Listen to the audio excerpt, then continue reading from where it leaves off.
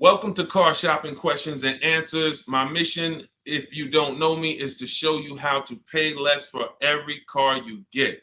New cars, used cars, leases, it does not matter. I teach a simple seven-step formula, a simple seven-step formula for you to make sure you never overpay for a car. And the first step is going to be, we're going to make sure we decide whether we should be buying or leasing our next car. The question of buying or leasing your car is a question about how long you're going to keep it. The second thing we do is make sure any car we have right now, we have to get the most money we can for it. That is a big deal. You cannot focus on the car you're buying without focusing on maximizing the value of the car you have right now. If that car was worth 8, but somebody talked you into taking 6, you lost 2,000. So we call that an equity assessment. Then we do something called deal focused budgeting to make sure we know what a great deal should look like. Then we make sure the car we're looking for, we go test drive it. We make sure it's a great car, do some very simple 5-minute research on it on Google. Then we move into step 5, which is getting 5 offers on every car. And then we move into paperwork. Then we take delivery. 99% of that is done from home. And that's why everything we teach is called Cars from Home. In fact, everything we'll be talking about is out my new book. It's a digital book called Cars from Home. It's 5-star rated. You can Google it, and you can get your copy for 75% off in the comment section on YouTube, in my TikTok bio. You will not leave the broadcast. You'll still be able to hear us. And in my Instagram bio and Facebook, we have a link for you to get your copy. So our first question comes from hold on one second. We'll get into our first question. Keep typing your questions, y'all. So Dolan's gonna pull them all in. I just got a message that we're having a little trouble with Facebook here. So our first question though is gonna be from Vanity on TikTok. She says she wants to lease. She wants to do it in her business name though. Okay, great question. We'll get to that in 10 seconds. Hang on one second. Okay, we're on the right page. Boom. Let me see. Got my internet connection. Thursday live. Let's go. While I'm doing this, you should be typing your questions. If you're looking for a new car, if you're looking for a used car, whatever you're looking for, Deshone, I don't even know what should I be looking for. You should be typing those questions to make sure that we can get them answered while we're on here. So let me just make sure. Live. Boom. All right, let's try Facebook again. Facebook might be giving us some trouble, but we don't like to leave anybody out. So let's go. Let's see if we go. All right, looks like Facebook is freezing. All right. I don't think we're going to be able to get around this right now. Broadcast failed. Okay, so we'll focus on YouTube. We'll focus on TikTok. And we'll focus on Instagram for now. We'll figure out Facebook later. Okay. So, and that's a good question. We'll talk about that 50,000 mile a year. That'll be the next question, Dolan. All right. So, Vanity, you want to lease. Let's talk about who leasing is for. Matter of fact, no, you already know you want to lease. So let's focus on what you talked about, want to put it in your business name. So I used to work for Mercedes. Some of you may know that. I used to work for Mercedes for 5 years. I worked for General Motors for 5 years. That's where I started my career. And then I went to Mercedes. I worked there for 5 years. Now, we had a lot of people getting cars in their business name, realtors, people who use the car for business. And then you had commercial leases. Then you had people who did like big business. They were putting cars in their business name and they needed commercial financing. General contractors, electricians, things of that nature. Most people, that's not going to be you. You're like the realtor. You are using your car and you're trying to see, well, can I put it in an LLC? Now, here's the problem that you need to make sure this is not you. We've never seen a day where anyone can come on and make a video, and if that video scratches the people's ear, if it's like, oh, that sounds like something I want to hear, then it could do well, and it could be totally wrong. So we have people telling people you can put cars in your business name, but the car is not going to be used for business. And here's the problem. When the IRS comes to audit you, they're not going to be around. So what you need to make sure of is if you are putting your car in your business name, you're actually using it for business. If you go and you get a couple hundred or a couple $1,000s a year in write-offs because the car is in your business name, and then you're audited and they ask you, well, what do you do with the car? And you tell them, well, I deliver cakes to my customers. I have a home business, but I deliver. Okay, great. Okay, that passes the test. Talk to your accountant. Talk to your accountant about this because I'm not an accountant. But if you are a teacher and you're buying a car in your business name and you have this LLC that you haven't really kind of decided what your business plan is, but yet you're writing off mileage or writing off payments or maintenance on your car, you have nothing to prove when they come and audit you. And you're not going to be able to say, well, I saw people. So it's just going to be a bad look. It's going to be very bad for you. So let's prevent that by just making sure that if you're going to buy a car in your business name, you'll be using it for business. That's very simple. And if that's the case, then everything's easy. I didn't even know people were going to put the car in their business name until the deal was done. Most times, like, the realtors, the thing, people would just be like, okay, I'm going to put it in my LLC. Perfect. So what would happen is instead of a normal credit application, you do a business credit application and you be the personal guarantor. Now, some people may tell you, again, there's tons of videos out there. Oh, you can put a car in your business name. You don't have to guarantee it. I don't teach that stuff. I've dealt with people who had fleets of vehicles that could not get a car in their business name without personally guaranteeing it. They had 10, 15 cars. Now, after you get, they might have not known because there's people you don't need that much, but it's not just easy to do. Maybe there's one bank that does, but again, I don't teach that. So if somebody said to you, you can put your car in a business name, no problem, no signing, no personal liability, then I always say go learn from that person how to do that. What bank does it? What car can I buy to do that? But the majority of people you're going to see are putting cars in their business name because they're using it for their job or they have a company, and that's it. Buy your car, learn to get your car to pay the best price for it, and then when they ask, whose name are you putting it in? You're putting it in your LLC's name. Super simple. It's not a hard thing to do.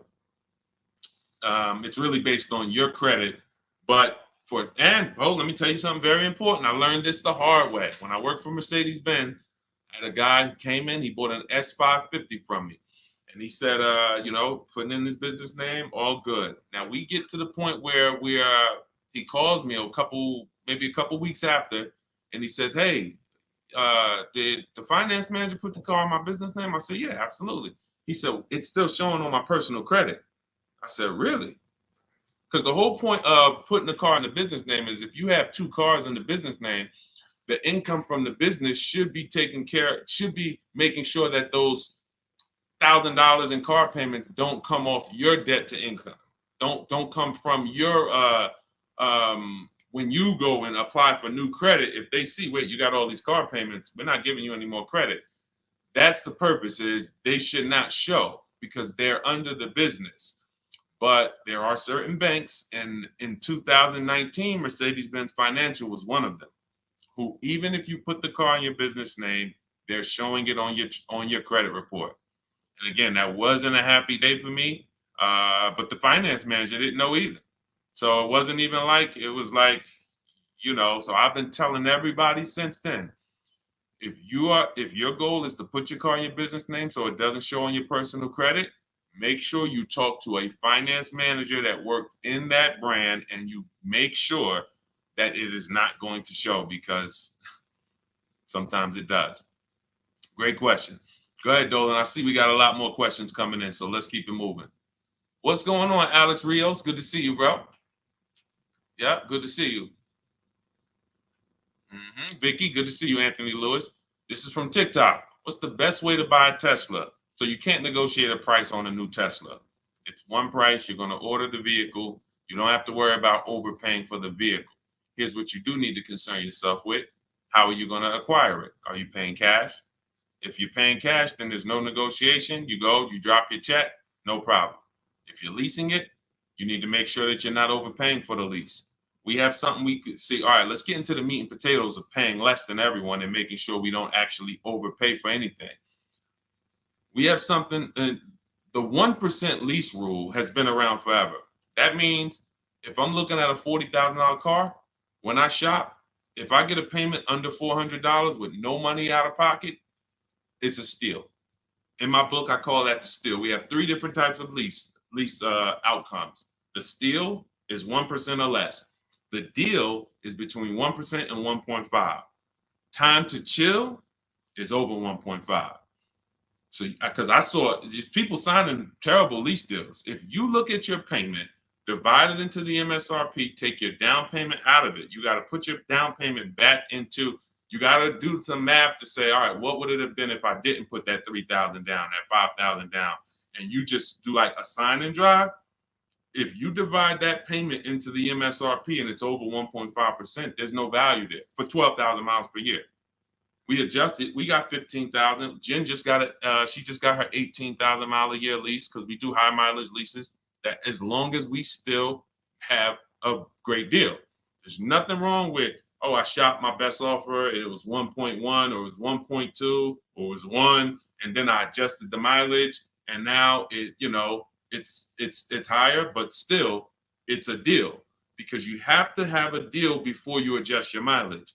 But if you do that and your payment's over 1.5%, there's no value in leasing that vehicle. You're paying too much money for a vehicle you're giving back. Say, what's up, Parth Patel? Good to see you. Same thing with 4-year leases. Add up all the payments. You'll see. I had to create these boundaries because people didn't know they're overpaying. People didn't know why. It's too much money for a vehicle you're not going to own. Leasing is a value play. It's okay, if I'm going to spend $400 a month, what's the most vehicle I can drive for $400 a month? Well, some people for $400 a month, they're driving a $30,000 vehicle. Some people for $400 a month, they're driving a $40,000 vehicle. Some people for $400, they're driving a $50,000 vehicle. There are people who, the better lease value you get, the more value you have. It's just, leasing is a value play. So when you add up all these payments, that's what you need. So that's what you need to concern yourself with if you're going to lease the Tesla. And if you're going to finance it, then you need to make sure that you are doing what we call the bank bidding war. I teach this in my book. If you want a copy of my book, you won't pay the $97 price. We have a book launch offer. It's 75% off. You can get your copy in the comment section on TikTok, on YouTube, or in my TikTok bios, or in my Instagram bio. It'll be in your inbox in literally 2 seconds. In fact, as soon as you pay, on that thank you page, you get 2 very important things. One is the link to open the book. I also email you a copy. And then I tell you, screenshot that page so that you can have the support email. I also have the support email for my team on the screen here on YouTube. This is only for book deliveries. Do not write us with questions. We have, this is how we help people. We have our boundaries of how we help people. I don't take questions from email. That is to make sure you get your book, just in case you type your email wrong. But in there, I teach something called the bank bidding war. So the bank bidding war is when we make banks and lenders compete for our loan. Rates are high right now.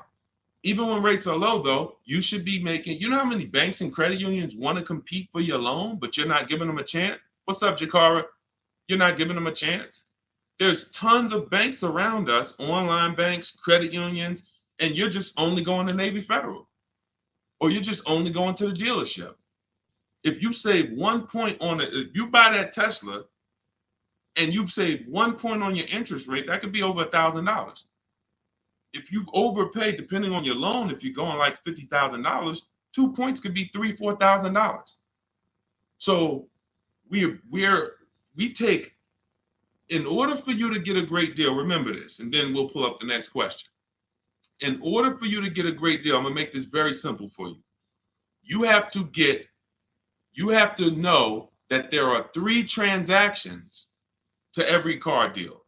Not every, but if you have a car to replace, when you trade a car to a dealership, that's 1 transaction. That's why there are companies out here that want to buy cars. They don't even sell cars. They just want to buy them. They're wholesalers, and then we have companies that want to buy cars. They don't care if you buy a car from them. They just say, "Can we buy your old car?" That's one transaction. Then there are banks who want to lend to you. They don't sell cars. Hey, if we could just, can we just get in on your loan? Will you give us a chance to?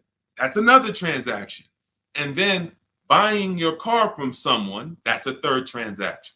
So in order for you, so when you say, all right, I need to make sure I guarantee I got the best deal, then you need to start doing what we do, which is understand there's 3 transactions and bid each one out. You can't negotiate your way to a great deal, but you can bid your way to a great deal. We get tons of bids when we're selling our cars. People who come, look at our car, looks great. They go to the accounting department, write a check. Here you go. Enjoy. Then we bid out our bank, our loan. Hey, and they allow you to do this. The dealers don't want you to know this. The banks don't even want you to know this. The banks really don't want you to know this. They allow you to bid out your loan. You can have 15, 20 lenders within a certain period of time. We do it. It takes us 2 days. Once you get your car, you can have multiple lenders access your credit and give you loan offers. Multiple lenders. That doesn't mean you go to dealership to dealership to dealership and let them all run your credit. That's not rate shopping. That's car shopping. That when they look at your credit report, they're like, okay, this person's going to every dealership they can and just letting everybody run their credit. That'll drop your credit. But finding a car, locking it up, in your case, it's going to be a Tesla, if that's where you go, and then coming home and saying, okay, now let me let Chase run this. Now let me let community credit unions get a shot at it. Now let me let Navy Federal. And hey, now let me let Lightstream. And I have resources I recommend in my bank. I'm in my book. No one pays me. None of these companies pay me. I hold myself to being a journalist in the purest sense. No one's paying me to get mentioned. This is who we use. This is who I use. So we have to know who these companies are and give them a shot at our business. And then we see, then the dealer might have 13 more banks. Then some people would say, oh, I don't let dealers run my credit. Well, you don't realize something. Dealers have tons of leverage with banks. Dealers can call because they give banks millions of dollars in loans a month. So they can call if they're trying to beat a rate. If you come in, hey, this is my rate, 6.2. Oh, listen, I need to beat this rate. The problem is when you go and let them be your first offer.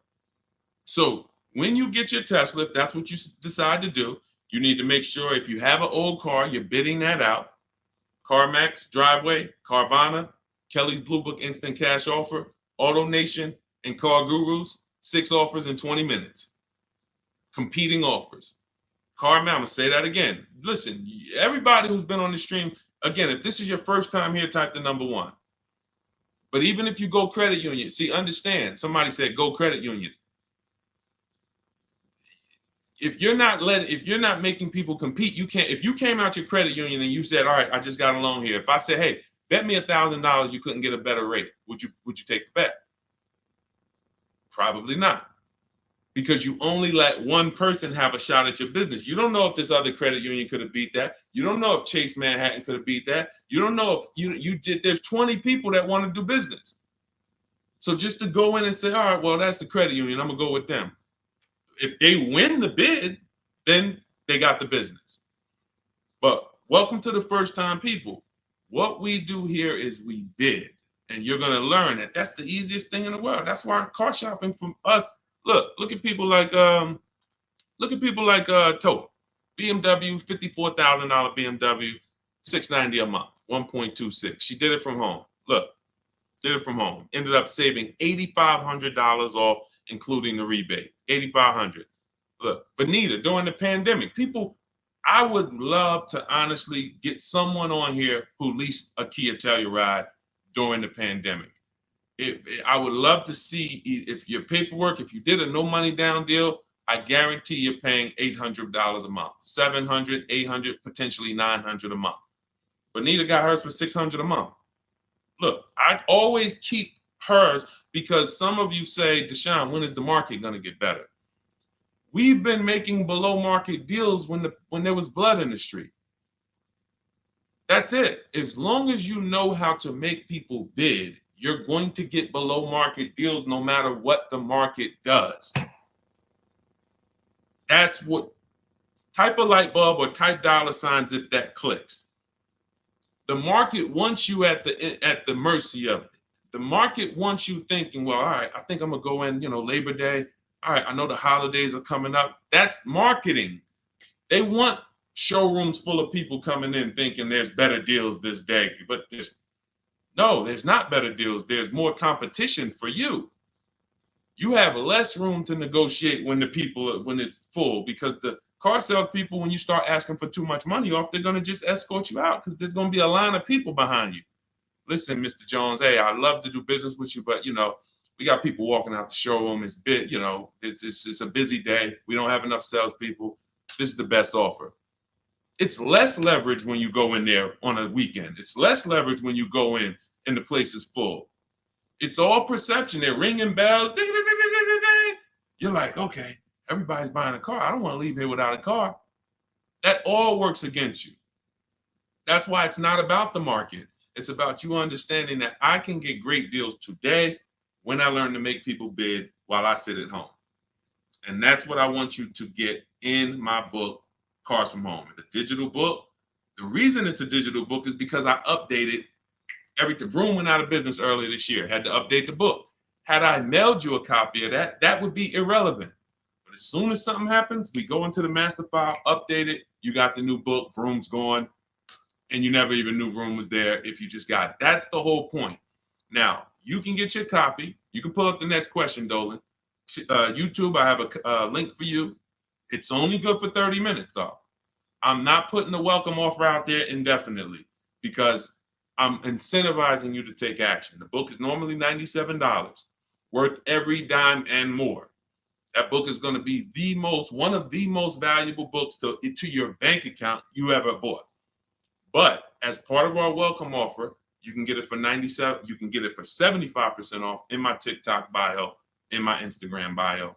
Go there now, get your copy, come back to the stream. Make sure you save the thank you page because that's where your book is. I'll email you a copy as well. And that's where the support email is, just in case you look in 10 minutes and that book's not there. It's usually because there's a typo in your email, but you'll have the support email so my team can get it for you. Okay, go ahead, Dolan. Shoot the next question up, brother. Okay. And could everybody who's enjoying the broadcast share this with one person? I appreciate you. Gail from YouTube, how are you? Should age be a factor if you lease or finance? That's a great question. Oh, she's 70 years young. No, it's only a matter of how many years you're keeping the car. I'll give you an example. Felicia came in she started working with us, pandemic. I might have a picture of her BMW she got. She never thought she could afford a BMW because who knows how every $5,000 on a car loan is about how much per month. And this is why you'll understand leasing, if you're not keeping your cars 8 years, is going to allow you to drive cars that you didn't think you could drive before. I had 4 Infinities that I leased. Before I bought this Infinity truck, I had 4 that I leased.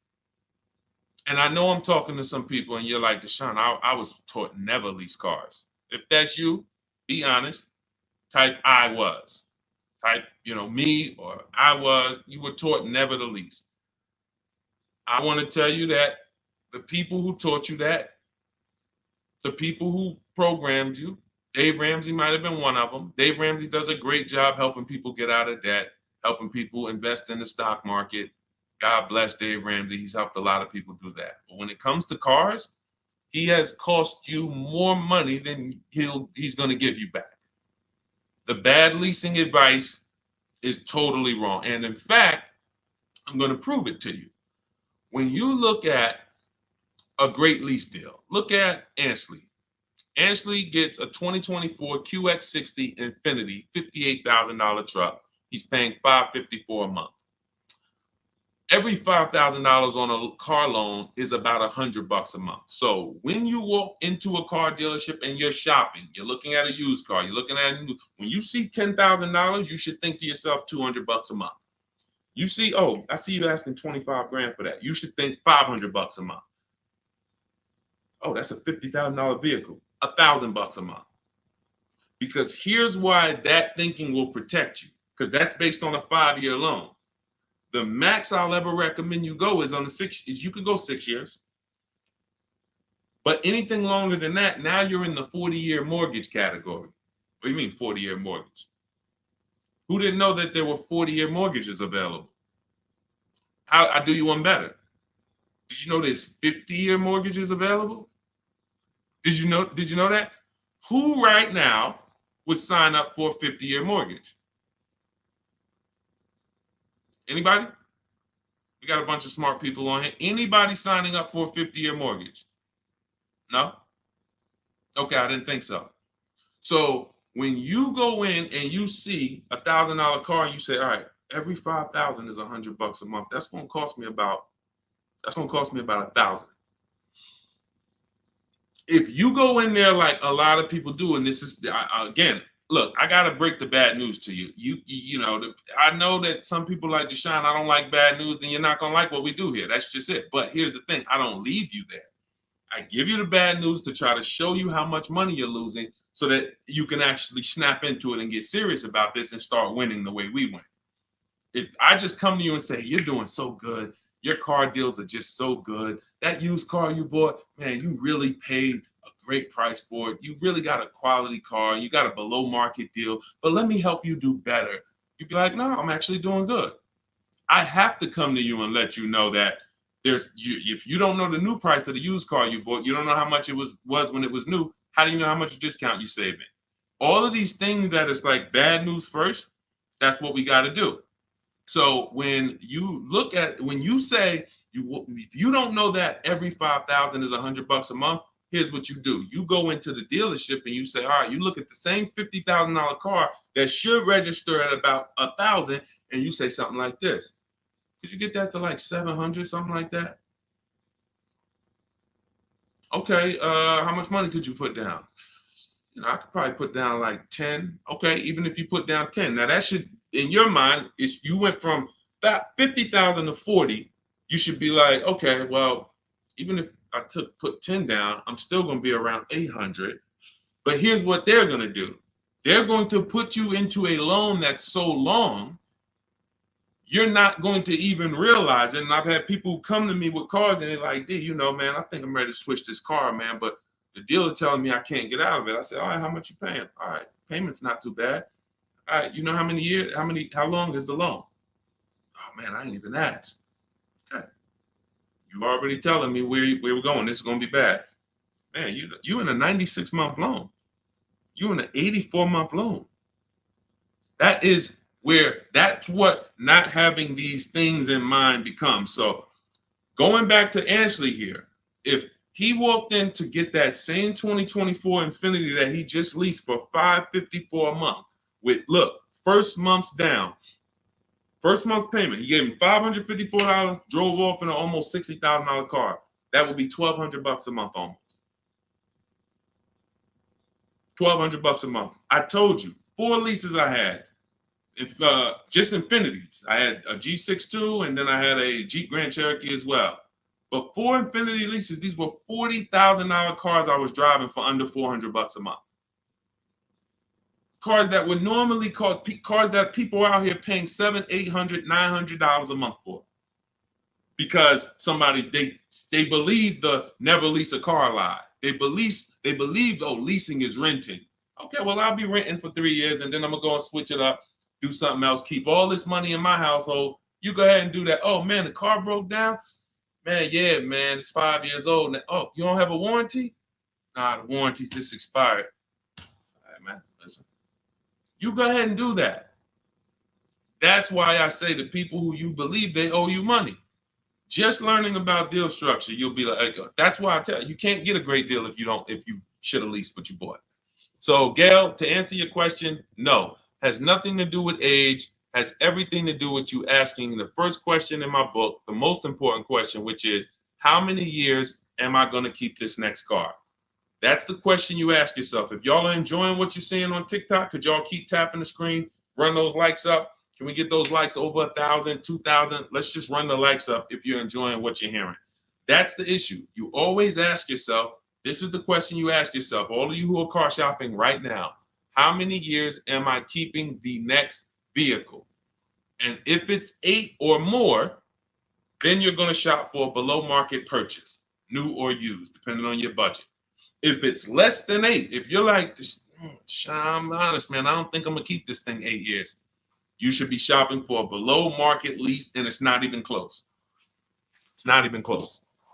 All right? Doesn't have anything to do with your age, Gail. Go ahead, Dolan, shoot the next one up. All right. Great questions today. Keep typing your questions, y'all. We'll get to as many as we can before the stream ends. All right. This one's from YouTube. I drive up to 50,000 miles a year for gig work. I would like to lease. Here's the problem. High mileage leases are a thing. So we get a chance to dispel a myth right now, which is, oh, that leasing, they limit you on mileage. You choose your mileage. Most vehicles will write you a lease contract up to 30,000 miles per year. And I learned this when I was a manager at Hyundai for 6 weeks. It was a rough dealership. It was on the highway. People were fighting in the back, drugs in the back. It was rough. So 6 weeks I was there, and then I was like, all right, this ain't for me. But in that time, I learned something that I had never learned before, being with GM and with Mercedes. Person comes in, they drop off their lease, and they're like, I go in, we got to get the mileage off the car. And I see it's like 72,000 miles on the car. And I said, wait a minute, hold on. You lease this? He said, yeah, I always lease, because every time I used to buy my cars, I come back 3 years, 4 years, I always had tons of negative equity. I had to write a big check or roll that over, which I know because this is what I was doing with my clients. Every single car, hey, you got like $8,000 negative equity. You got to roll that over. But once I saw how he was doing it, I said, wait, hold on. I looked at his contract. He was only paying like $175 more a month than the normal lease rate. Literally $175 more per month. He gets 25,000 miles a year. And I'm like, this is great. Because $175 per month more times 3 years is much less than if he brought that car back and had to write a $12,000 had $12,000 in negative equity, which a lot of you high mileage drivers continue to have. You have the worst negative equity more than anyone. Normal drivers who buy, but they should be leasing, they're going to have $5,000-10,000 in negative equity. High mileage drivers, you guys could have 10 to 15, 18,000 because you're depreciating the value of your cars. Your car's value is like this, but your loan is just moving very slow. So that's when I started telling people about high mileage leases. Now, I haven't, in your particular case, what I would probably recommend, I have 2 high mileage strategies in my book for short-term people. One is a high mileage lease. One is something I call two cars, one payment. 2 cars, one payment is I'm going to buy my first car, or you may own a car now, and you're going to pay that car off. So let's say I'm you and I'm putting 50,000 miles on the car. You should be, quite honestly, paying these cars off sooner than later. You shouldn't be taking 5- and 6-year loans like everyone else, because I would assume with you putting 50,000 miles a year on a vehicle, that vehicle is making you money. So what you're doing when you take a long loan is you're just pushing your losses to the back. Instead of taking a shorter loan, like a 3-year loan, max 4, and then saying, okay, I'm going to drive 50,000 miles per year, 200,000 miles, I'm coming in, I'm going to turn this vehicle, and I'm going to have it paid off, though. What you're doing is say, all right, I want a lower payment. Instead of a 4-year payment for, $650, $700, I'm going to take a 6-year payment for $400. So what you're doing, you think you're winning, but you're actually losing, because it's like that extra $250, $300 a month you're making is actually not profit.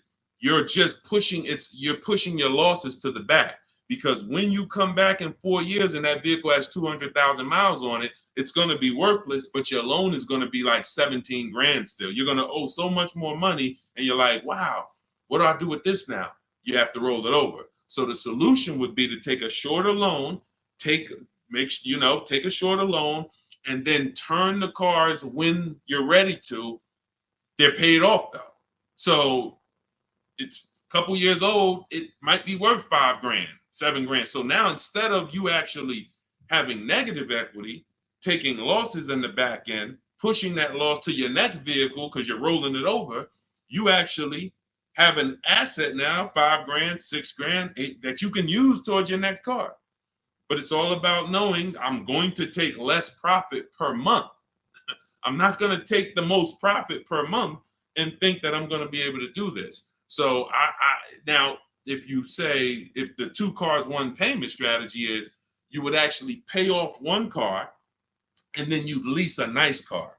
So you maybe lease, once my first car is paid off, it has 2, and that first car needs to be something that is known for going 300,000 miles.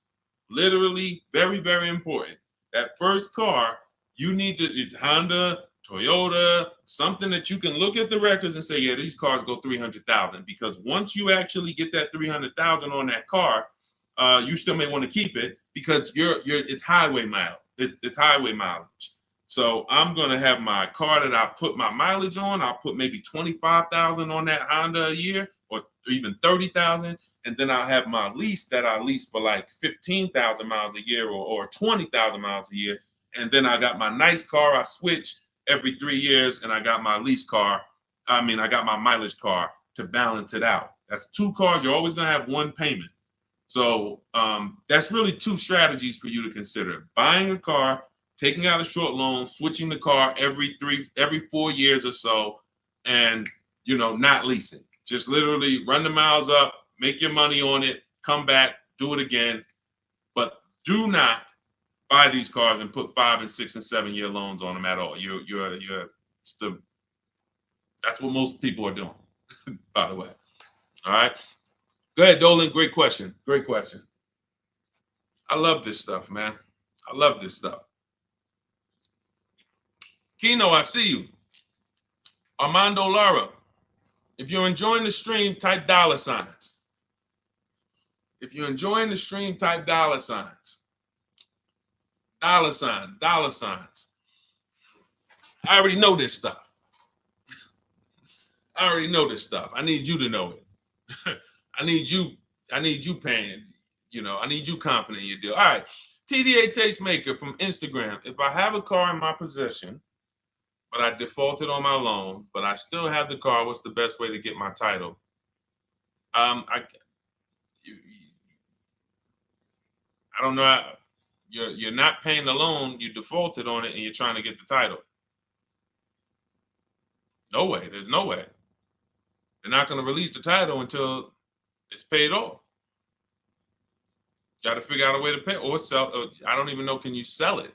Depends on where you are. How far behind are you? We can try to get out of that car, go into something less expensive. I would try to sell the car.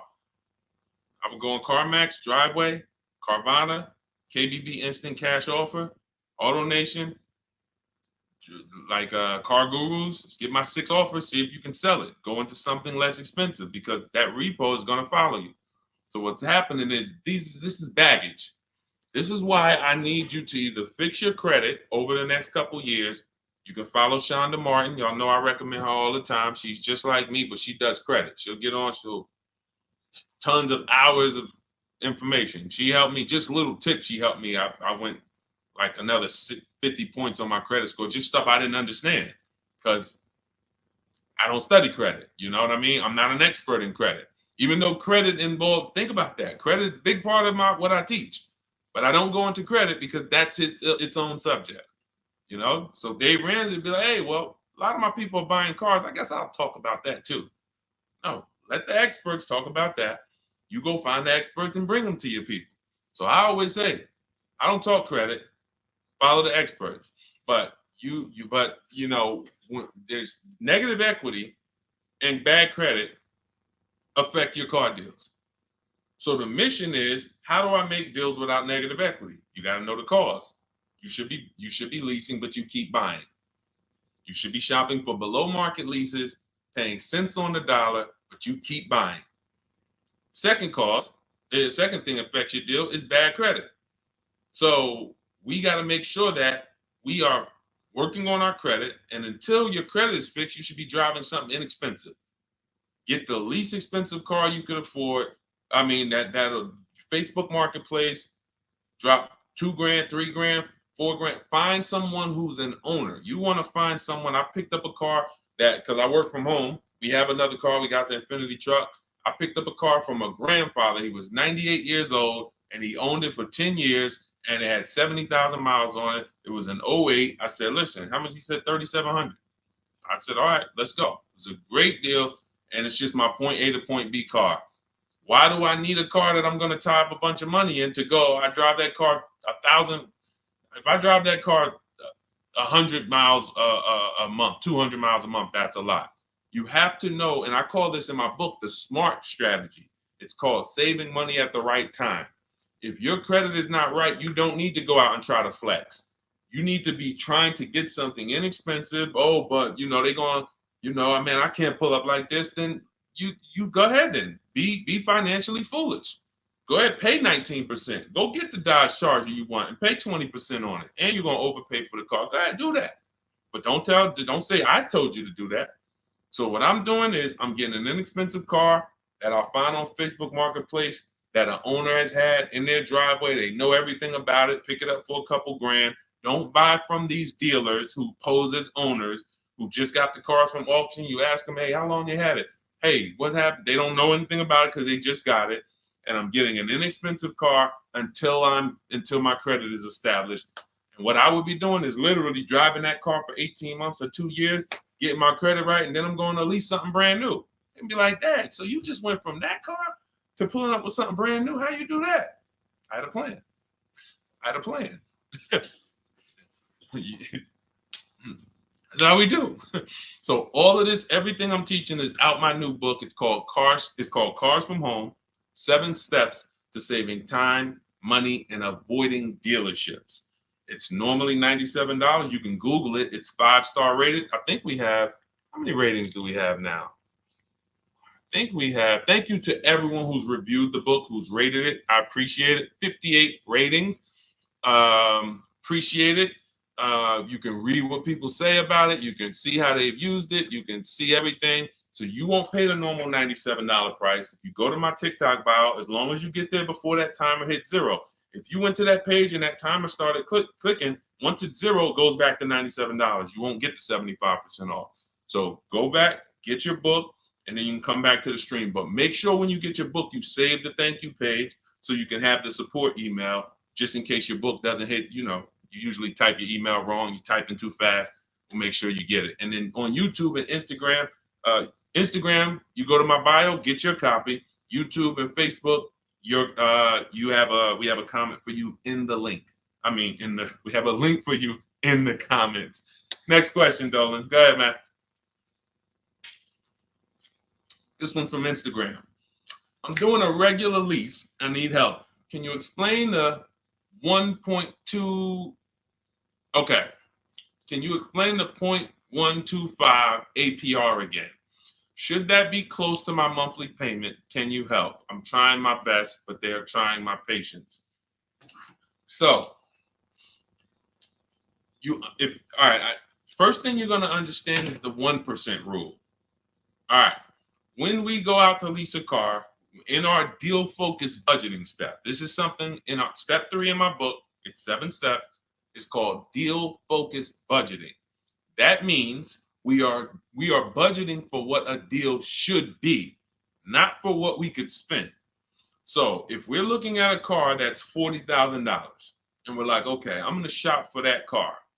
When we're basing everything on the 1% rule, which is 1%, a 1% payment is 0.01, 0.01, $400. So you take the MSRP, $40,000 times 0.01, $400. That's the 1% lease deal. Anything lower than that, now you don't get these deals by negotiating. We get multiple offers. Some people are like, Deshone, I can't get no deals like that. Well, we got tons of them. If y'all want me to show them to y'all, we got tons of them. But anyway, that's a steal. That's not a deal.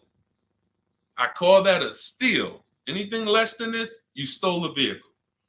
Now, the 1.5% rule, which is 40,000 times 0.015, that's the max. That's the max. We're not going higher than that because once you add that up for 3 years, 36 months, 21,600, that's right around the cap of where we're gonna, because you got 40,000 plus taxes and everything like that. So call it around 43, 45. You want to pay no more than like 21.6 over 3 years. That's the cap. And if that's the best offer, it could be the lease program. They don't have much support. They got a high money factor. They got not much rebates, high demand, whatever it may be. But once we get 5 offers, if it's over 1.5%, we don't get those cars. So now what this person's asking about is that middle point, which is 0.0125. So we take the 40,000, we say 0.0125, that's going to be 500. So anywhere under 1.5 is a deal. Anywhere under 1.5 is a deal. The lower it is, the better it is, the more value it is. But the lower it is, how does it get lower? You're not negotiating it lower. You're getting once you see all your offers, if your offers, and again, I don't know your name because it's not on here, but if your offers aren't $175 to $200 a month difference, then you didn't shop right. When you're looking at those 5 offers, thank you. I see everybody sending gifts on TikTok. I appreciate it. I forgot. And can y'all double tap the screen? Just get those. Can we get to 1,000 likes on here? Can we get to 1,000 likes on here? Can we double tap? Can we just keep tapping the screen? If y'all enjoying y'all spending time with us, can y'all help us get to 1,000 likes? Appreciate y'all. So this is where this is a midpoint. But here's what you don't do. You do not go into the, y'all done flew. Y'all about to fly past 1,000. Look, on 10 seconds. Shout out to TikTok. Appreciate y'all. All right, so you don't go in a dealership and say, oh, well, get me to this. I want to be at 1.25. I want to be at 1.5. No, you don't do that. Because here's the thing. Ansley, he got a 1% lease deal on this Infiniti. Look, Jen on her Subaru. She just on her Honda CRV hybrid. She got a 1.3 lease deal, $512 a month, $40,000 vehicle. You don't go in and say that. You shop the offers from home, and if y'all want to do it manually, you can talk to sales managers. You can try to get this done manually. We do this totally by email without talking, because I know you probably don't like talking to car dealers. Am I right? Would I be right by assuming that? So she didn't know that her lease was going to end up at 1.3 when she shopped.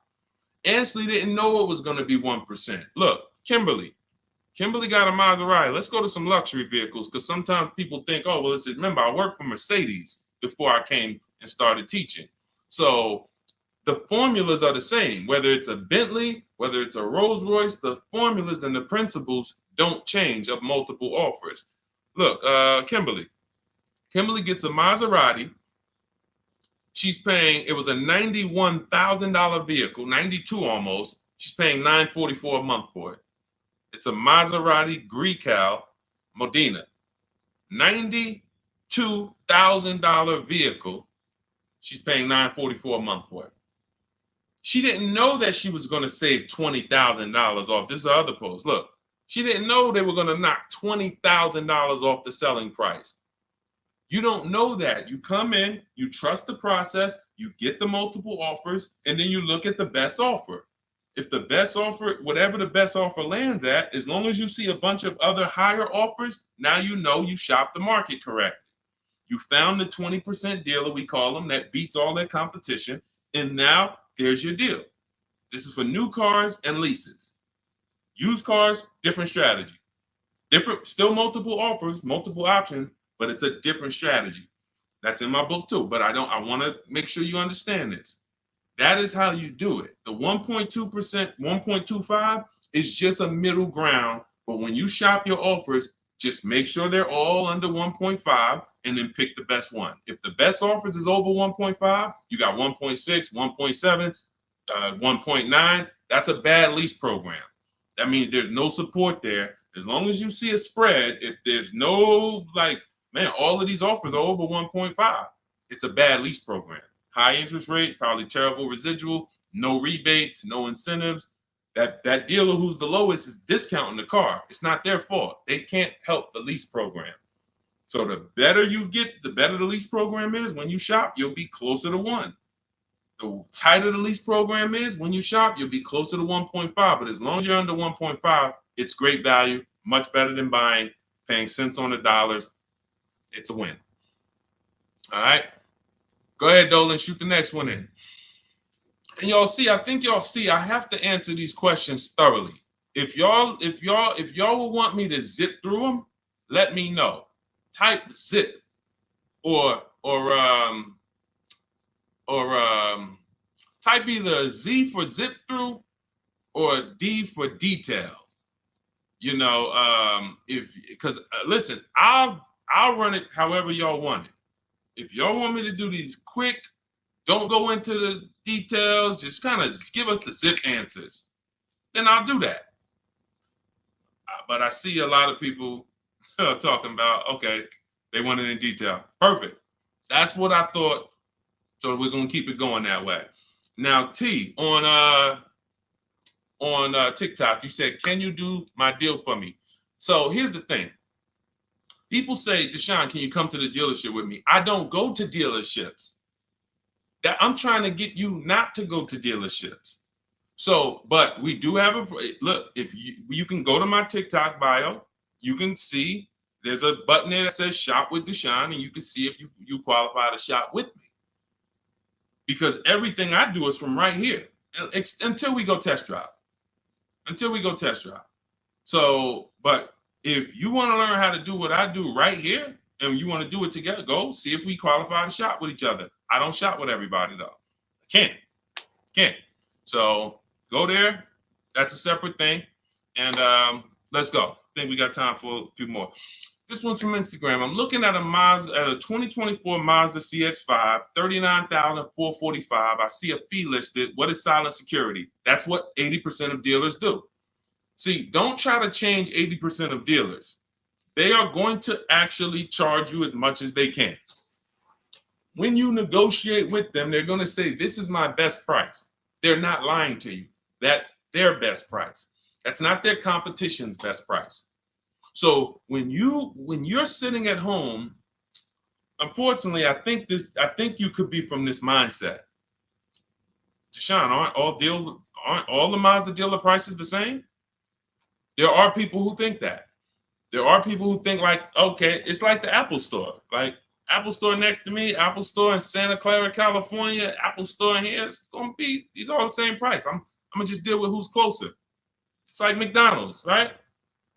Same price here, let's go to the closest McDonald's. Nope, it's totally different. These are competitors.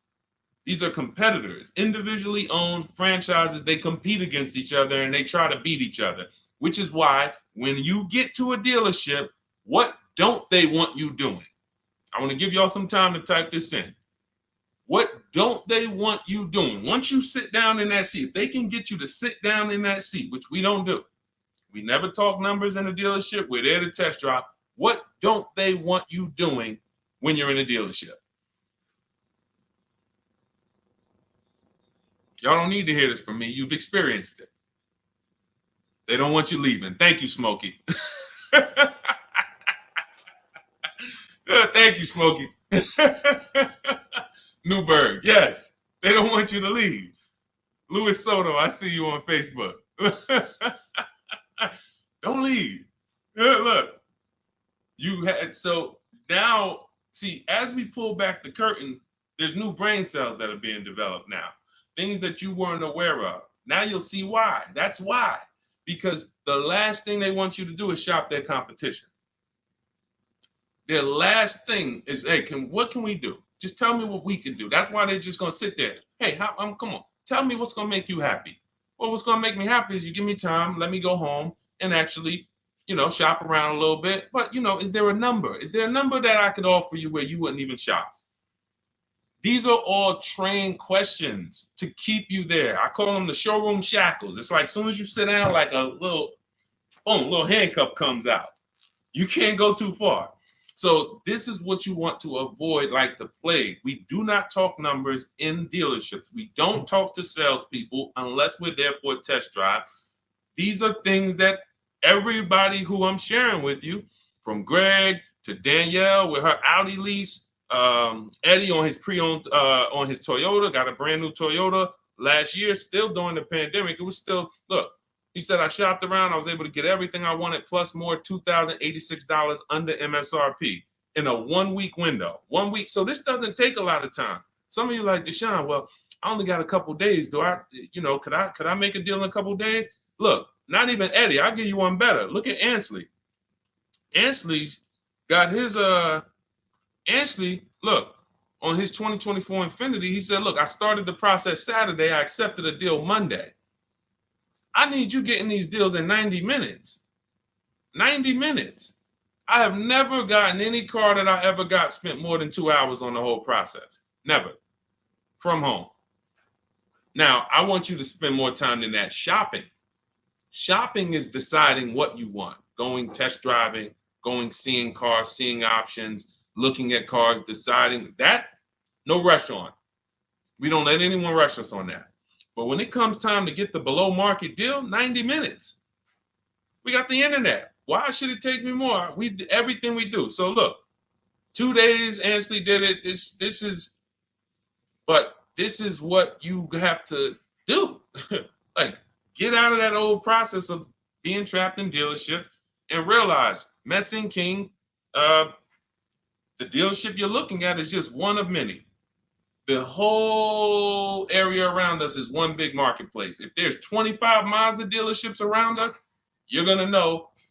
I'm talking to all of these people. They're fighting for my business in my email. They blowing my email up. They all want to sell me a car, and may the best dealer win. It's empowering. It's beautiful. So everything is in my digital book, Cars from Home, 7 Steps to Saving Time, Money, and Avoiding Dealerships. You can get your copy for 75% off as part of our welcome offer. How the heck did we go from 500 likes to 3,200 likes on TikTok? Shout out to y'all. We on 2 TikTok channels right now. But y'all done blew this one up. Appreciate y'all. In my TikTok bio is your copy of Cars from Home. You'll also get the bank bidding war blueprint for those of you who are financing, and teach you how to make banks and credit unions bid, and everything step by step. You won't pay the normal $97 price. You get there before that timer hits 0. You'll get it for $24, which is 75% off. Same thing in Instagram. Go to my Instagram bio now. Before the timer hits 0, you only got 30 minutes. Get your copy for $24 instead of $97. And on YouTube and Facebook, we have a link in the comment for you guys to get yours for 75% off. All right, Dolan, let's roll with I think we got time. Let's see how many. Go ahead, shoot the next one up. Looking at the clock. I have front bumper damage on my Ford EcoSport and 3,500 negative equity. What should I do? There's only 2 things you can do to get out of negative equity and into a new car. One of them, there's 3 things actually, but one of them doesn't get you a new car. Negative equity, I call the bad credit for people with good credit. It's the only time I see people will walk in the dealership with a 750 or 800 score, they leave with no car. Negative equity stalled the whole deal. So what you want to do is you get your bids, Young King, you get your bids from these companies, CarMax. This will take you 20 minutes. This is step 2 in my book, the equity assessment. We need to know what the real equity is, what the real negative equity is, and we don't do that based on an algorithm typing in 2,000 this, and then in 5 seconds This says, oh, your vehicle's worth this. Now go fight for it. No, we get offers. So you're going to go to CarMax, Driveway, Carvana, Kelly Blue Book, Instant Cash Offer, Car Gurus, and Auto Nation. You get those 6 offers. Now, the best thing for you to do is to close the gap and pay the difference. So whatever your highest offer is, if you have the money, I will pay the difference, because none of those higher offers are going to be as good as no dealer is going to be able to get close to your highest offer over there.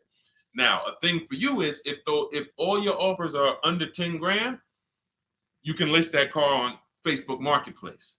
I would sell it privately if the offers are around 10. Once you get to like a $12,000 car on Facebook Marketplace, you're really limiting your options because people need loans.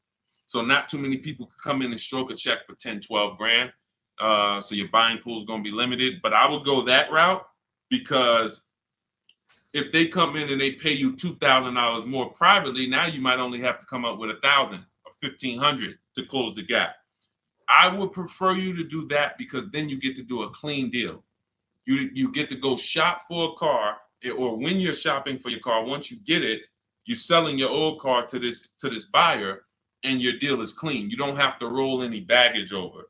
Now, if you can't pay the difference, you now have to bring baggage over. And unfortunately, you have to do what we have a curse word here. We don't say it much. I don't like to use it. It's a curse word. It starts with a T. Does anybody know the word that we use? Something we don't do. We don't do. But you're going to have to do it if you can't pay the difference between the negative. Thank you, Ivan. Trade. Thank you. I love my people. Man, listen, man. I love the people who locked in. You could tell the people who just like, man, Deshone, listen, I hear you, bro. My money's important to me. I can't be out here on a stream with you and not be getting what you're saying. Like, my money means something to me. Correct. Trade. We don't trade, because again, you're not going to get the most you can get for your item trading it. You get the most doing what I told you to do over the last 90 seconds, which is putting it on the market, multiple offers, competing, blah, blah, blah, blah, blah. So if you have to trade, then what would happen is you would have to shop for your vehicle, get your best offer, and then once you get your best offer, you would have the used car manager look at your car and say, okay, we're going to roll that over. So, if your best offer over here would have resulted in $3,500 in negative equity, when you get your best deal here, they're going to now, it's probably going to be $5 grand in negative equity, because they can't pay those prices that Carvana and Driveway and Auto Nation, they can't compete with that. So now here's what you also could do, which I hope you don't do. You can go into a dealership and just say, hey, can you trade me out of that into a new car? I want to lease or I want to buy something. And they'll pretend you won't even understand the numbers. They'll just be like, all right, what payment you want to be at? You won't understand how much negative equity you have. You won't even understand that. Yo, dad, y'all, how I end up with 6,000 negative equity from y'all? Oh, because you just let them merge the deal. You gave them 2 chances. So what we do is we shop for our new car, get our bids, or if we're looking at a used car, we use my multiple marketplace strategy in my book. We get our deal. We find our best used car. Once we lock it up, now we already know those prices. We know what our all-in price looks like, because whenever we get a price, we get it all in, taxes, everything in. And now it's like, all right, can you tell me how much you would pay me for my car? So now it's like, oh, okay. Now you can see, oh, it's 3,200 in negative equity. You need to see the numbers. You don't need to. I want you to see them so that no one can be pulling the wool over your eyes when it should have been 3,200 in negative equity, but they're going to turn it into 6 because you just came in and said, all right, y'all get me into a car. Just make the payment nice. So we always separate our transactions and bid them out, even if we have negative equity. That's not going to change. But in your particular case, if you have too much negative equity, you can't pay the difference. You lose the ability to bid out your car, which is a major part of what we do. We bid out our car so we can maximize that. If you can't pay the difference, you now have to trade, and one step of the bidding process you can't do, which is why I say stay out of negative equity. You should be going into a lease. It's no way. Only people who should be going from negative equity to another finance is if you had an emergency. which means like, okay, Deshone, I had a small car and my wife just had twins. Like, I had a two-seater, I had a coupe. She's having twins. Now we need a bigger car. I was going to keep it 8 years. I was going to keep the car 8 years, pay it off, keep it. But now this doesn't work for me anymore. The next car you buy needs to be kept 8 years, because if you go from negative equity, go finance another car, not lease it, and then take out another 6-year loan, and then 3-4 years in, you're like, okay, I'm gonna switch again. Now more negative equity. Instead of 35, you're gonna be at like 7 or more. And then, oh, let's roll that over. And it's just a repetitive cycle of always having a car payment, never paying the car off, and always have it paying for your old car in your new car. Negative equity, the devil to your car deals. The bad credit for people with good credit. Stay out of it. Learn the lease. All right, y'all. Listen, we just hit the hour mark. Great job. Thanks for everybody who tapped in. I hope you got a lot of value out of this. Again, some of you who are like, Deshone, I need the blueprint. I want everything you teach step by step. Walk me through each play. My book is called 7 Steps to Saving Time, Money, and Avoiding Dealerships. It's a digital book. It'll be in your inbox in literally 2 minutes. Go to my TikTok bio, use the 75% off link. Go there, you'll have it. But make sure as soon as you activate that link, Instagram too, you screenshot the thank you page. As soon as you pay, you get the thank you page has the book. You scroll down, it says click here to open your book. I also email you a copy, but I want you to have that support email just in case you type your email wrong or something and it's not there. You can get in touch with my support team so you can get your book immediately. YouTube, we have a link for you, as well as Facebook in the comments. Use the 75% off link. You won't pay the $97 price. But again, if you missed it, and that you was like, Deshone, I went there and that countdown is 0. It's back up to $97. It was a 30-minute offer, and I've been saying that for the last hour I've been on here. So it's still worth it at $97. There's no one who's going to get that book, use it, and be like, Deshone, that wasn't worth $97. You'll be like, Deshone, this is, I got a bunch of books on here. I'm going to end with this. I got a bunch of books on here. I'm going to be honest with y'all. I can't tell you if any of these books are actually saving me thousands of dollars. A couple. I got some good ones. Don't get me wrong.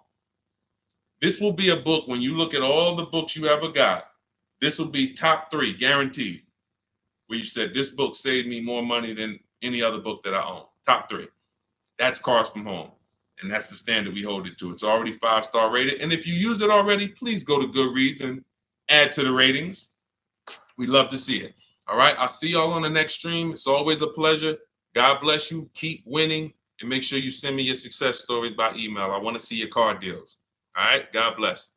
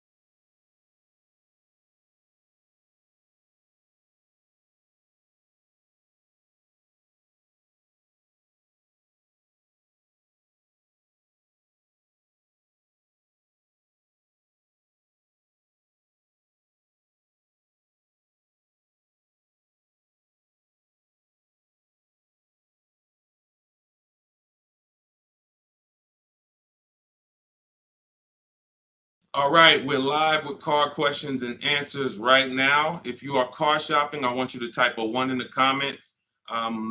Right now, everyone's overpaying for cars. It is absolutely, it's crazy what I'm seeing right now. And as someone who spent 14 years in the car business, I cannot believe that people used to take car buying, people used to get okay deals. Back then, people weren't getting, hammered the way they're getting hammered now. But I see these deals. I get DMs all the time. People are sending me the prices they're paying, and I can't believe it, and I want to stop it. So what we'll be doing right now is making sure Anyone who's shopping for a car, I want you to start asking your question. We got our first question coming from TikTok. As you come in, share the broadcast with some, if you enjoy it, if you're enjoying what you're hearing as we talk over the next hour, tag someone in, because most likely one of the people that I'm talking about who's out here overpaying for cars is someone you know. So no, I guarantee you no one will ever be mad at you sharing my page with them. I don't tell jokes. I don't waste time. All we talk about is thousands of dollars and how to make sure you keep it in your pocket.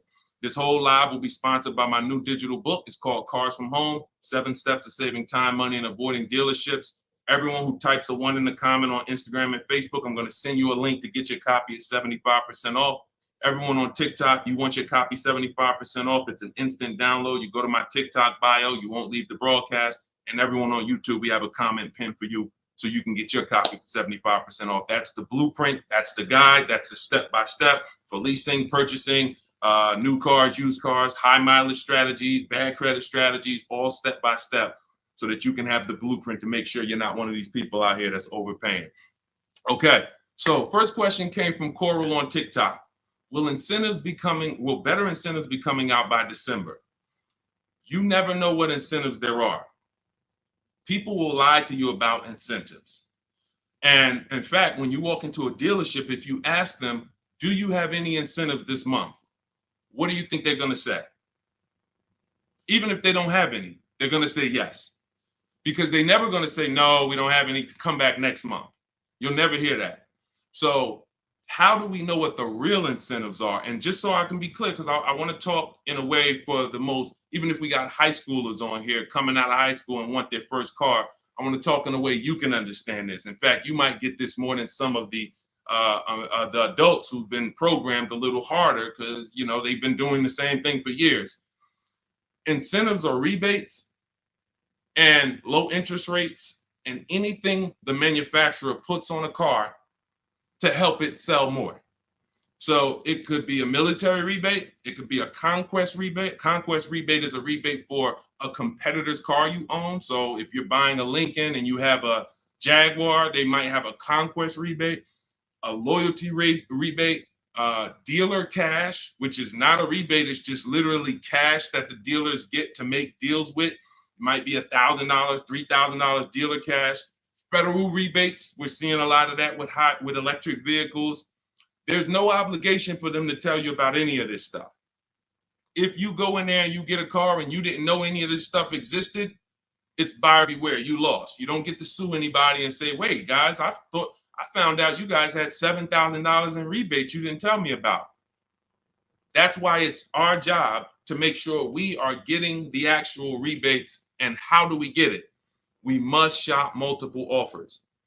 Any car, and right now I'm talking to people. This is a new car and used. Some of the questions that we're going to get are going to be for new cars, leases. Some of them are going to be for used cars. This is a new car question. This is a lease question. Anytime you hear somebody really focusing on incentives, the only incentives you really get for used cars is if you're buying a certified used car, you might see a low interest rate. That's really one of the only incentives. A certified Honda might have a 1.9 interest rate. You're not going to see that. You're not going to see any rebates off a used car. But when it comes to new cars, oh my God, like I said, you could be $5,000, $10,000, $15,000 in rebates. In fact, Sean right here, check this out. Sean, who picked up his F-150 Lightning, I'm showing it on YouTube. So I know you guys on the other platforms can't see it, but on YouTube, Sean got an F-150 Lightning and the rebates totaled $15,500. When I worked for Mercedes, I sold a Maybach. It's actually called Maybach, but you know, most of you guys probably know it as Maybach. It had a $20,000 rebate on it. So if you come in there, somebody asked yesterday, we were live streaming, right? And the guy's like, how do I get them the invoice price? Invoice price, that's 2004 internet stuff. Without knowing that you're getting the biggest discount and all the rebates, you got nothing. And that's what you need to know. How do you do it? You got to realize 4 out of 5 dealers are going to lie to you. They're not going to tell you about all the rebates. They're not going to tell you about some of the rebates. They might say, hey, we don't have any rebate. And then later they'll bring them. The only way for you to get them is for you to get multiple offers so that you can see that. I always suggest 5 offers. I have a strategy in my book called the 25 to 5, where we connect with 25 dealers online. That gets us 5 offers. If you want to do it manually, you can pick up the phone, you can call, only ask for sales managers. Do not deal with salesmen if you are going to do this, because then you're going to be, I'm telling you, I spent 14 years in this business. Only if you're going to do it my way, you'll do it only by internet, no talking. If you're not getting the book, if you don't have my book, then you say, all right, I'm going to do it the manual way. Call, only speak to sales managers, or your life is going to be hell trying to get these offers. And you need to get at least 5, because as I said, once you get one offer and you be like, oh, wait, this person took off $1,000. That's their best offer. Then you get another offer. Wait, this person took off $3,000. That's their best offer. Oh, this person said it's $3,000 rebates and they took off another $3,000. They saved me $6,000. Oh, that's their best offer. Then you're going to start to see how people are out here overpaying, because they're not shopping multiple offers. They're getting one quote, going into their local dealer and saying, okay, do the best you can. And then they're signing just the deal, feeling, oh, I negotiated for 6 hours. This got to be a good deal. No, it's not. So you must, don't worry about what a day, Coral. Don't worry about, oh, the incentives will be good in December. Shop now, see what the incentives are now, and then shop them again next month and see if they change. And then in the holiday time, shop them again. But you're doing this by phone, or in my case, we do it by email. You're never going to be able to do this going into dealers. And I think for those of you if this is your first time on a broadcast with me, type first. First time you've ever been on a live stream with me, type first, because you may not be familiar with anything we teach here. Anything we teach here. And so this is going to be an unlearning process for you. I see you, Arlie. Good to see you. Okay, I see you, user 609. You don't have a name, so I see you, Nadine. Welcome. I see you, 357 Scene. I see you, I Spent Cinematic on Instagram. I see you, Just Too Blessed on Instagram. All right, well, type up everybody who's been with us for a while. I want you to type welcome to all the first-time people. I see you, Maurice Jenkins on YouTube. I see you, Libo on YouTube. Everybody who's been here before, you kind of know a little bit about the foundation, or you've been mastered this. Maybe you got cars using what we teach. Type a welcome to the first-time people, so we can let them know, welcome to the new way.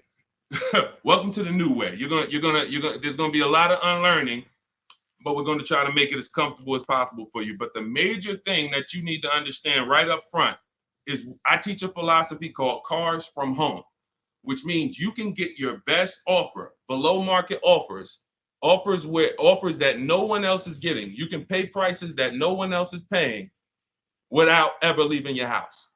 And in fact, the only way for you to guarantee that is to make deals from home, because this is where you're in control. This is where you can't let your emotions get out of control and make a bad decision. And this is where you can use the internet to talk to multiple dealers at one time and have them bid for your business. All right. Go ahead, Dolan. Everybody type your questions. We'll continue to get to them. Coral, I think you kind of got the premise of what we're, what you need to focus on first, which is, unlearning the waiting for incentives and shopping wide, talking to multiple dealers, and actually monitoring the incentives from month to month yourself. Okay, what's up, D? This is Maurice from YouTube. What's up, D? I want a pickup truck.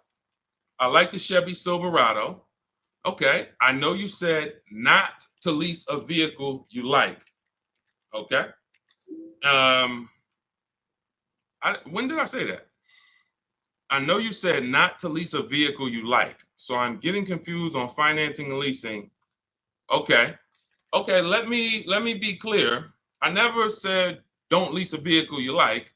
I know you hear a lot of stuff from me, and that could be you might have gotten confused somewhere. It's all good. Here's how who's ready to finally put the leasing versus buying to bed forever. If you're ready to put The leasing versus buying. All right, Deshone, I hear, should I lease or should I buy? If you just type ready. If you're like, you know what? I hear videos from you, Deshone. I hear people from, I never used to hear videos about leasing 3 years ago. Now all of a sudden everyone's talking about, hey, you should be considering leasing, ready to consider leasing. I love numbers. And I love making the numbers easy for you. If I can't make the numbers easy for you, then I can't do what I'm called to do.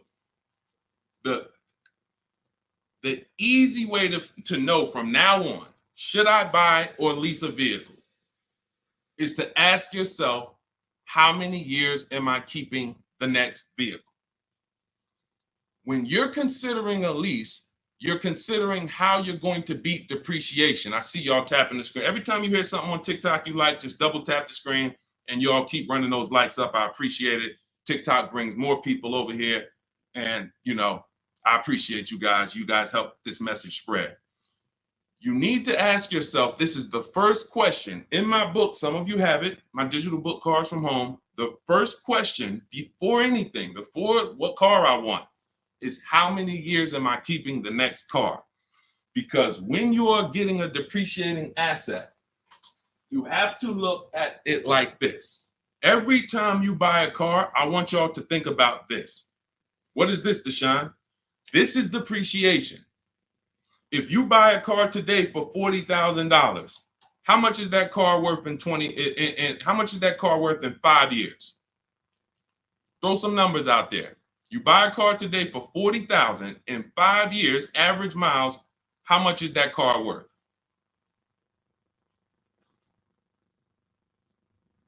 How much is that car worth? Throw some numbers. 22. That's a good estimate. That's a good estimate. 357 said 4,000. You're not losing that much unless you just bought trash. Now, there is something coming to electric car owners soon, and we'll talk about that. Remind me to talk about the huge warning I have for electric car owners before we end it. 20,000. Now, check this out. If you buy a car for 40 and it's worth 20, okay, that's good. That's half in 5 years. I think it's going to lose more than half in 5 years, quite honestly. But when you're getting your car, you're trying to ask yourself, how am I going to beat depreciation? How am I going to prevent having something that I tie up money in for 5 years and that money is just losing value every time? Now, the way you beat depreciation is to keep the car a long time. Who has a car outside right now that they've had it more than 8 years? Type me. You know, if you have that car more than 10 years or 8 years, 10 years, you're not worried about what it's worth. It's going to be worth the same next year, about the same next year as it is today. That means you beat the depreciation. That means your depreciation is no longer like this. It looks like this. Today, your car is worth $8,000. Next year, your car will be worth $7,500. You're not losing that much value. Now, if that's not you, Deshone, I don't keep a car that long. 8 years, are you kidding me? No way I'm keeping a car that long. You should be shopping for a lease. Because when you get a below market lease, let me show you what a below market lease looks like and why there's no comparison to a below market lease versus a person who's buying.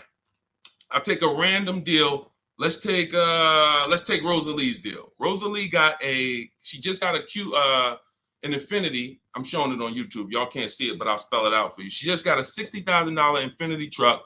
She's paying $592 a month, no money down. She gave him $592, drove off. Now, she got that price by getting multiple offers like I teach. You're not going to walk into a dealer and get that price. She contacted dealers online, had multiple dealers submit offers. The best dealer came in at $592 for a $60,000 vehicle. That's what we consider a 1% lease or less. Major value is the 1% lease rule has been around for a long time. $592 a month for a $60,000 vehicle. On the opposite end, we got people going out buying that $60,000 vehicle. If they did no money down, that's a $1,200 payment. So it's not even close. And it comes down to depreciation. All you have to ask yourself is, am I going to shop for a car that I'm keeping more than 8 years? If so, I'm purchasing. Don't think about leasing. It's not even important. Don't even think. People say, Deshone, you think everyone should lease? Absolutely not. If you're somebody who has the discipline and values to keep a car 8+ years, you should not be leasing. You should be shopping for a below market purchase, new or used. But if you're not keeping a car 8 years, you are spending thousands of dollars more than a person who's getting great lease deals. It's not even close, thousands more every year. And they're driving better cars than you. So Maurice, the only question you need to know about leasing is, are you going to keep this Chevy Silverado 8 years or longer, or less than 8 years? If less than 8 years, you shop for a lease, brother. Okay? Go ahead, Dolan. Next question. That's the formula, guys. That is the first question you ask yourself. The buying versus leasing question. How am I going to beat depreciation? Nothing more important than that.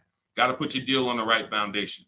Okay, this is 777 from TikTok. They repoed my car. Do I still have to pay for the remaining balance? Well, that's a credit situation. When they repo your car, it's going to end up on your credit, and until you settle that balance, it's going to be there as a repo, and it's going to hurt your credit more. So at some point, you're going to have to deal with that. It's not going anywhere. So what a lot of people, and I would tell you, everyone who's having credit issues, you should be following Shonda Martin, Road to 750 Plus on Instagram, on TikTok. She's on every platform, and she teaches. She's basically the me of credit. All she does live Q&As. She can, go rapid fire Q&A. And when someone can sit on a live and answer questions on the fly, like random questions, that's when you know they're an expert in their subject. And I've seen her do that dozens of times. So you should be following her to see how to deal with that repo in the best way. But for sure, it's not going anywhere until you handle it. Go ahead, Dolan. Next question. All right. This is called RAV4 EXL Premium versus CRV EXL. Which is better to negotiate discount with at a dealership? There's no way to know that. I know you want an easy way to see, which is going to give me the best discount. That's just not how it works. You have to shop the offers, and you have to see what the best offer is. If I'm shopping for a Honda, if I wanted a RAV4 EXL right now, I'm contacting dealers. I'm letting them know what I want. I'm reaching out to multiple dealers. I do it online. If you want to do it online, you can type the number 1 on Instagram or Facebook. I'll send you the discount link for my digital book, Cars from Home. You can use my scripts. All my email scripts, all my templates are in there, and you'll have the blueprint step by step. You can get your copy for 75% off in my TikTok bio or in the YouTube comments. If I was doing it manually, I'm calling and I'm getting multiple offers for this RAV4 EXL from multiple Toyota dealerships. And then I'll see, okay, the best Toyota dealer said they'll take off $4,000 from me. Okay, all right, cool. All right, now let me get the Honda deals done. So it's you don't know what it's going to be. Like give you an idea. This person, Kimberly here on her Maserati, she got a Maserati. She saved $20,000 off the price. I got the comment here. I got her post here that she posted with the details of her deal. $20,000 she saved on the price. She didn't know that she was going to save $20,000 on the Maserati. There's no way to know. You have to shop the offers, and this is why you can't feel for the bottom. You can't hope, I think we're at the bottom. I think this looks like it's good. No, you don't know that. You don't know how. You don't know. You just don't know. I know you're looking for an easy way to do it where you press a button, and it tells you this dealer here, this Honda dealer in Madison, New Jersey, is going to sell the Honda at the lowest price and give all the rebates. That'd be cool. It's not going to happen because no one dealer is going to always be the best anyway, or they'll be out of business. If you beat your competition every single time on every car, you're not making any money. You'll be out of business. So at the particular time you want to shop, the mission is to find the dealer who is going to sell you the car at the lowest price because every one of them is different. So that's what I would do. And if you use my way, you do it quick. When you're using online tools, you can do it quick. Look, Ansley got a car. He said right here, he got his what did Ansley get? He got an Infinity truck. He got a 2024 QX. He said, I started the process Saturday. I accepted the deal Monday. Got the car delivered on Thursday. One weekend. Started the process connecting with dealers on Saturday. Had offers coming in, accepted an offer on Monday. He got a 1% lease deal, $554 a month on a $58,000 vehicle. You can do this on new cars. You can do this on used cars. You have the internet as at your disposal. You just don't know how to use it.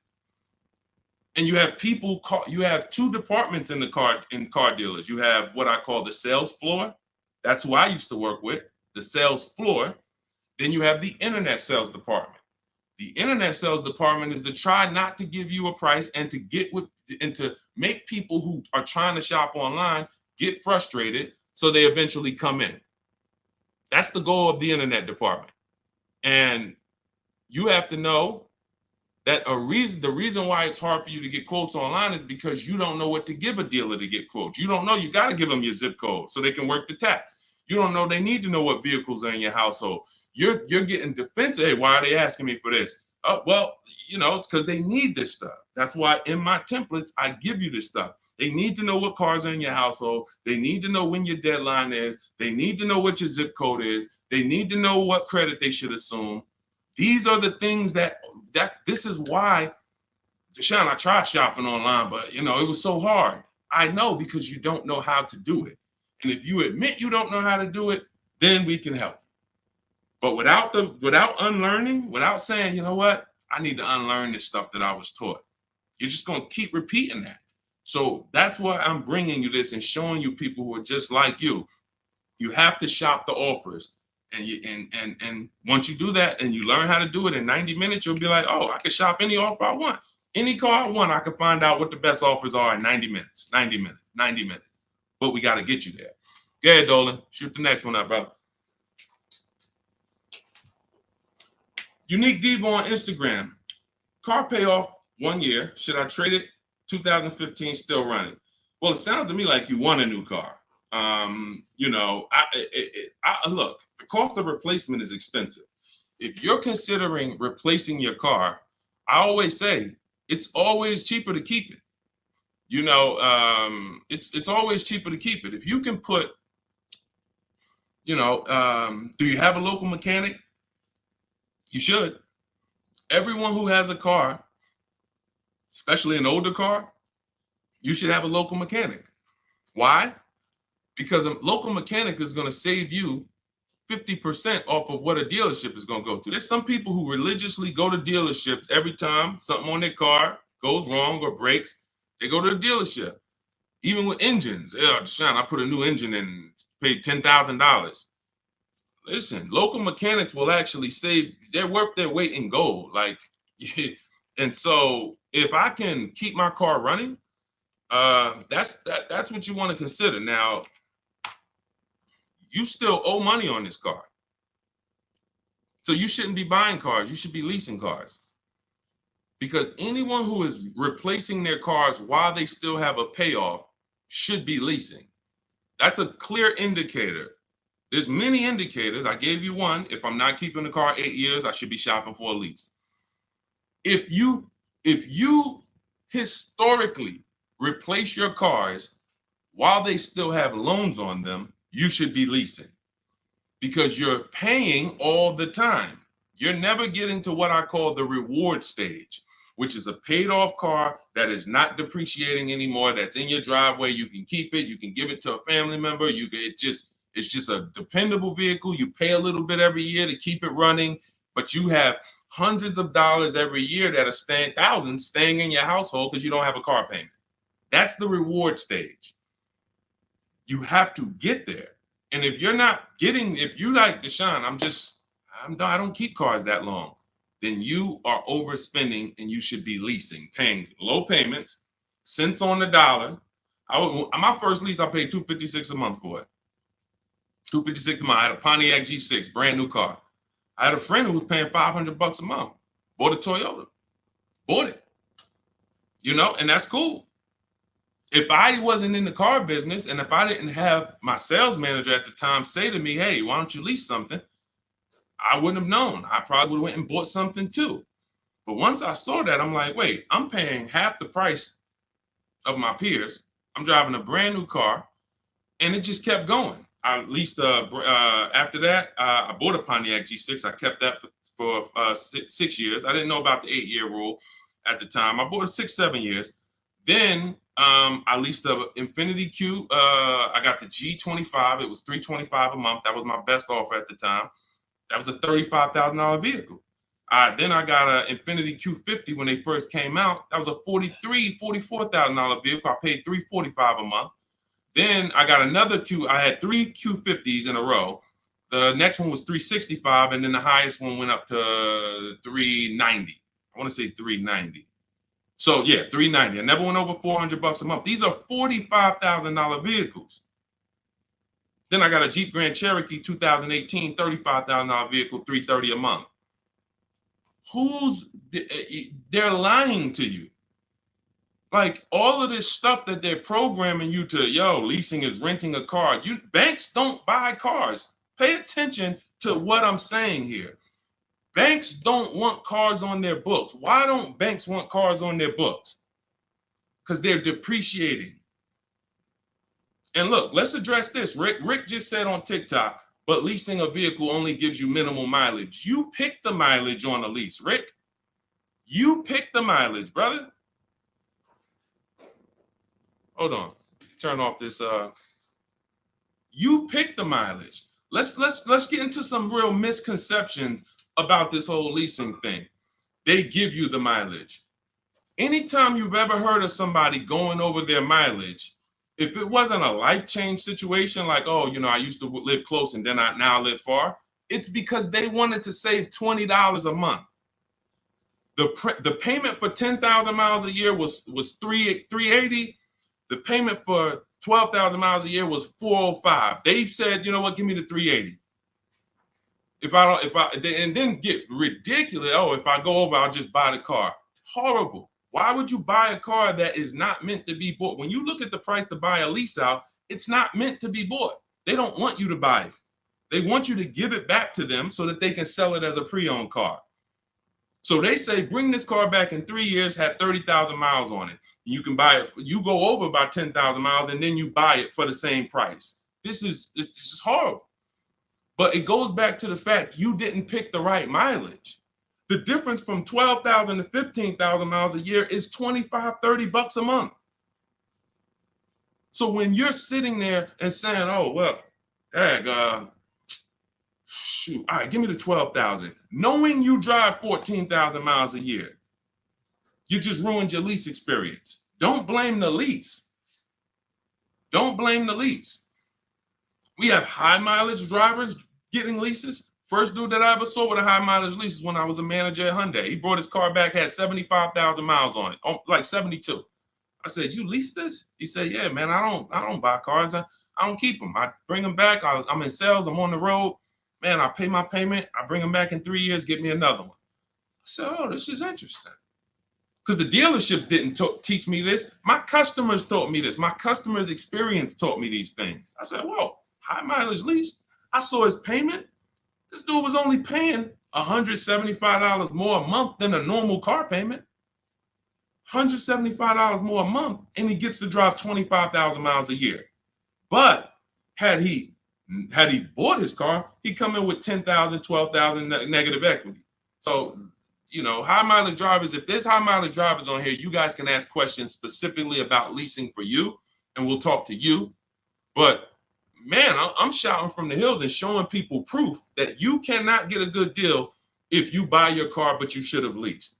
People out here driving. We're out here driving cars, brand new cars for hundreds a month less than you. Because someone talked you into buying and said, well, but they're renting those cars. Yeah, all right. Okay. All right. I've been renting cars then for the last 20 years of my life, driving brand new cars and keeping a lot of money in my household when other people are putting them into new and used cars. Okay. Yeah, I'll keep renting it. Go ahead, Dolan. Shoot the next one up, brother. Quintel Jameson on YouTube. Can you talk about the best process for turning in a lease and getting a new lease? First thing you want to do is do an equity assessment. Do you have any money you can make on that lease? Step 2 in my book, after we decide whether we're going to buy a lease, you already decided you want a new lease, so you check off step 1. Second step is, do I have equity in my lease? All through the pandemic, we had people selling leases. I helped hundreds of people that I know about sell leases for $7,000 to $10,000 to $12,000. A lot of them you can see in my older videos. They say, yo, man, you helped me make 7 grand. Yo, I sold 2 leases. I made 15 grand. My mother sold her lease. She made 10 grand. I sold my Jeep Grand Cherokee lease. I made $9,000 back then. But that's when all the resale values were high. So so we're not making that much anymore, but there's still an opportunity to have equity. And if you drop off your lease without doing an equity check, then you literally are giving money to the dealer. We have to do it. And here's how you do it. You call your bank, you ask them what your payoff is. Once you get your payoff, then you call and you go to these 6 websites. You do this in 20 minutes. Go to Carvana.com, go to CarMax.com, go to Driveway, go to KBB Instant Cash Offer. That's going to connect you with a local dealer online to put a price on your car. All of this stuff is instant. And these are all companies that you go to, you look at they look at your car, they say, okay, looks good. They go to the accounting office, they come back and give you a check. It's that simple. AutoNation and Car Gurus, we get 6 offers because everything we do is a bid. Like in the Cars from Home way of getting cars, the way we guarantee we got all the money and we saved all the money and we paid less than everyone is we get bids. Online systems allow you to get bids. When you shop on Amazon, that's a bidding system. That's a bidding system. The real estate market at large is a bidding system. They use competition to create the price. The only industry that doesn't is the car industry, but we do it. Cars from Home, we do it. So you're going to get those 6 offers and you're going to see, can I break even selling this car? Can I make $1,000, $2,000, $3,000 selling this car or more? Some of you have a lease and you didn't drive that much. Deshone, I had the lease. I only put 5,000 miles on it. You should be selling that lease and putting some money in your pocket before you go into your next lease. So, I know there's a lot of people on here. You might have didn't know you could sell a lease. Type a question mark if you didn't know that you could sell a lease. Sean, I never even knew I could sell a lease. Type a question mark. Type a question mark. First thing we ever do before we return a lease, because we are not going to depend on a dealer. I see you, Stephen Romero. Thank you for being honest. I see you, Jason Wilson. If you didn't know you could sell a lease, how much does that cost you? How much does that cost you already? I see you, Rick. Shout out to the people being. I see you, Stino. Cat Mom. I see you, Quintel. Yeah. So what we do before I will never return a lease, and we do this about 6 months out before the lease is up. We do this equity assessment. It's the second step in my process. All of this is in my book. If you guys want if you're like, Deshone, I want the blueprint. Give me the step-by-step. That's my new digital book, Cars from Home. Anyone on Instagram, you comment 1, I'll send you the link to get it for 75% off. If you download it immediately, you could be reading it today, using it, getting a car next week. Same thing on Facebook. Type the number 1. I'll DM you a link to get it at 75% off. And if you're on TikTok, go to my TikTok bio. Now, this is only for 30 minutes. This is a welcome offer for my new book. This isn't like, oh, we don't, just 75% off. This is what I do as a welcome offer for everyone to give you an opportunity. You won't pay the normal $97 price for the book. You'll get 75% off of that. And you'll have the strategy step by step. And on YouTube, we have a comment pinned for you. So you want to get your payoff. But now, very important, Quintiel, when you go on those websites I just mentioned, those 6 websites to get those offers, when they ask you, do you own the vehicle? Are you leasing it? Or are you financing it? Just type own. You want to know, what would you pay for the vehicle? When you call your bank, you're going to ask them, do I have a third-party restriction? So you're going to get your payoff. You're going to ask them, do I have a third-party restriction? If they say no, that means you can sell direct to the highest bidder. If they say no, there's no restriction on who you can sell. You can literally sell directly to them and get your check. If they say you do, and there are companies like Toyota, Chase, there's a couple leasing companies that don't have third-party restrictions. But if they say you do, now you can't sell direct to those people. You can sell direct to a dealer that makes the same brand. So if Honda has a third-party restriction, you can sell to a Honda dealer. And that's when we have conversations with a used car manager. Again, we don't talk to salespeople, y'all. We don't talk to salespeople. They're here to make your life hard because they're trying to fight for their money. and it's all good. I give you ways to, that's why the book is called Cars from Home, 7 Steps to Saving Time, Money, and Avoiding Dealerships. You need to avoid dealerships. When you're in a battle, a sparring battle with a dealership or a salesman, you're going to lose. It's a psychological war, and they do it 3-4 times a day. You do it 3 times, you do it 1 time every 3 years. So when the way I'm teaching you to do it, I'm never sending you to do battle with these people. So if you have a third-party restriction, we're now calling local dealers asking for the used car manager. We're getting offers from them, and then we're going to sell our car direct to them. And that's how we're going to get our equity out. That's if we have equity. That's the equity assessment process. That's how some of you are like going to pick up, that one strategy alone is going to pick up $2,000-$3,000 for some of you. Everyone doesn't have equity. But if you didn't know about equity, just that one strategy is going to pick up $2,000, $3,000, $4,000 for some of you. And over the course of your lifetime leasing cars, that's going to be worth more than that. Because some of your cars will have equity, and some of them have a lot of equity, and some of them have no equity. But if you don't know about it, every single car that you give back to a dealership, you just gave them $2,000, $3,000, $4,000. And then you wonder why they say, good news, we got this deal done for you. You don't even have to put any money down. Yeah, because they're using the money from your old car. So once you assess your equity, that's when we go into shopping for the new car. We got to see if we have equity first before we think about shopping for our new car. That's step 1. Okay? Do that before anything. All right, Dolan, cue the next one out. See, I'm not going to give her, if y'all notice, I'm not going to give her the whole playbook. Why? Just to confuse her? I'm not going to tell her, oh, once you do this, then go do this, then go do this. And then when you check your car, this is how you do your test drives. And this is how you make sure. And then this is how you, why would I do that? I like step by step. Does that make sense? Type the light bulb emoji if you're on a cell phone. Type the light bulb emoji if that makes sense. Why would I give her what to do at step 5? She hasn't done step 2 yet.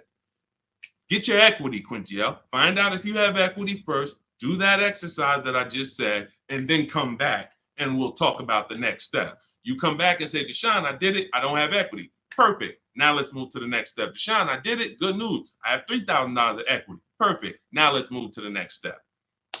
Okay. Go ahead, Olin. All right, so here we go. This is Selly H20 from Instagram. My vehicle was totaled this week. Sorry to hear that. Hope you're all right. I'm going to the dealer today. What should I know? The dealer today, there's 17,000 new car dealers in this country, 100,000 used car dealers. Every dealer has a different price. So you're going into what is the benefit to you of going into the dealer? You think, oh, well, I'm sold on my car. The best thing you can do right now is ask yourself the first question. Are you keeping your next car 8 years or not? Are you keeping Selly H on Instagram? Are you keeping the next car you're getting 8+ years or no? Let me know. This is Selly on Instagram.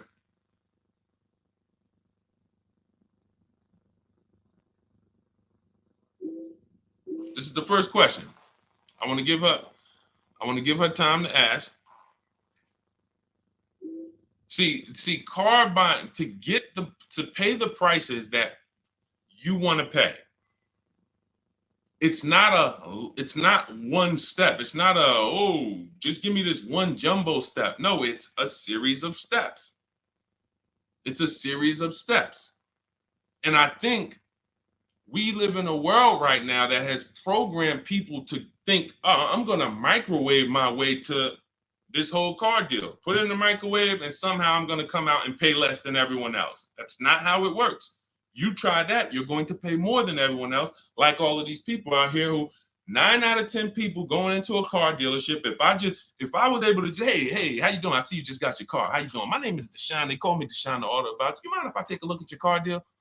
You mind if I just take a look at your paperwork? Sure. 9 out of 10 people, I would say, all right, let me ask you a question. If I bet you $1,000 right now that in 48 hours I could find a deal way better than this that you just paid for, this contract that has your name on it, this is your monthly payment, this is how much you just gave them. Would you bet me $1,000 I can't find a deal way better than this? Not even close, thousands less than this. Most people are not taking the bet. And that's because they don't have confidence in their car deal. There's nothing else in life that you do this with. There's nothing else. You will never start a business and be like, oh, I started this business. Me and my family put up 50 grand for it, and be like, all right, well, did you do your due diligence? Did you, you would be like, yeah, we got an attorney. We did some consult. We took our time. It was a big decision for us. But a car, same 50,000. I'm going to go into the deal. Oh, and I want to make that deal today. It's programming. That's why I represent the unlearn, relearn brand, because I found when I first started teaching this, if people weren't willing to unlearn, those are the people I couldn't help. But the people who, they text me, unlearning. If you're unlearning, type the letter U, unlearning. This stuff is programming. And so I want you to really get out of that programming and realize that your safety is right at home. If you realize that everything that is going to save you money on your next car is right here in your living room, it's right in your office while you're at work. If you're traveling and you got an internet connection and you're like, man, I can make a deal from the airport. That's what it's about. The place you do not want to be is in the dealership trying to make a deal. There's no leverage there. There's no ability for you to shop competition there. And that's where everyone is overpaying at. Okay, we just talked about, Brandy, how to assess equity. If you're on YouTube, you can jump on it, watch the replay, or on the replay on Facebook. The only place the replay doesn't get posted is TikTok, but on Facebook, Instagram, or YouTube, you can see the replay. We went over how to do the equity assessment, how to call your bank, how to go on the websites, what to put on the websites to see if you have equity in 20 minutes. It literally takes 20 minutes to get those 6 offers. Go ahead, Dolan, shoot the next one up.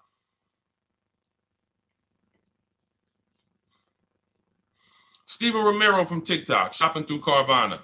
Carvana is one marketplace. That's all it is. Carvana, I know Carvana is, oh, you don't have to see. The reason Carvana wins is because people are scared of dealerships. There's no other reason than that. Carvana has historically paid more, especially throughout the pandemic. They were paying more to buy cars than anyone else. So let me ask everybody on here a question. We got at least, we got a good number of people on here. Let me ask, got some intelligent people. If you are paying more than anyone to buy cars, when you sell those cars, are you going to be higher or lower than anyone? If you're paying more than everyone, you're paying more than dealerships to buy cars. Everyone was selling their cars to Carvana, selling their cars to CarMax. If you are paying more than everyone else to get your inventory, when you sell your inventory, is it going to be higher or lower than everyone else? Exactly. Higher. Exactly. But how do they do this then? They do this because people are scared of dealerships. So they would pay more just to be able to say, thank God I didn't have to go to a dealership. Man, I saw my car come down that vending machine, and then I saw that car pull up to my house on the Carvana flatbed, and you just overpaid $5,000 for that car.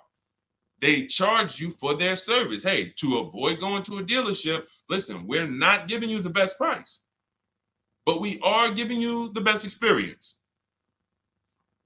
In our case, there's tons of dealers who will deliver a car to you. There's tons of dealers who you can have the same experience with. Every time we get a car, we have the same Carvana experience. My experience, the people who, look, everybody who you're going to see me go after right now, and if you hop on YouTube, you'll see this. Look, Tosha's experience, just like Carvana, did it from home. Look, Vincent got his used car, 43% off, 3-year-old Lincoln, 43% off the original price. Got it on, got it from home.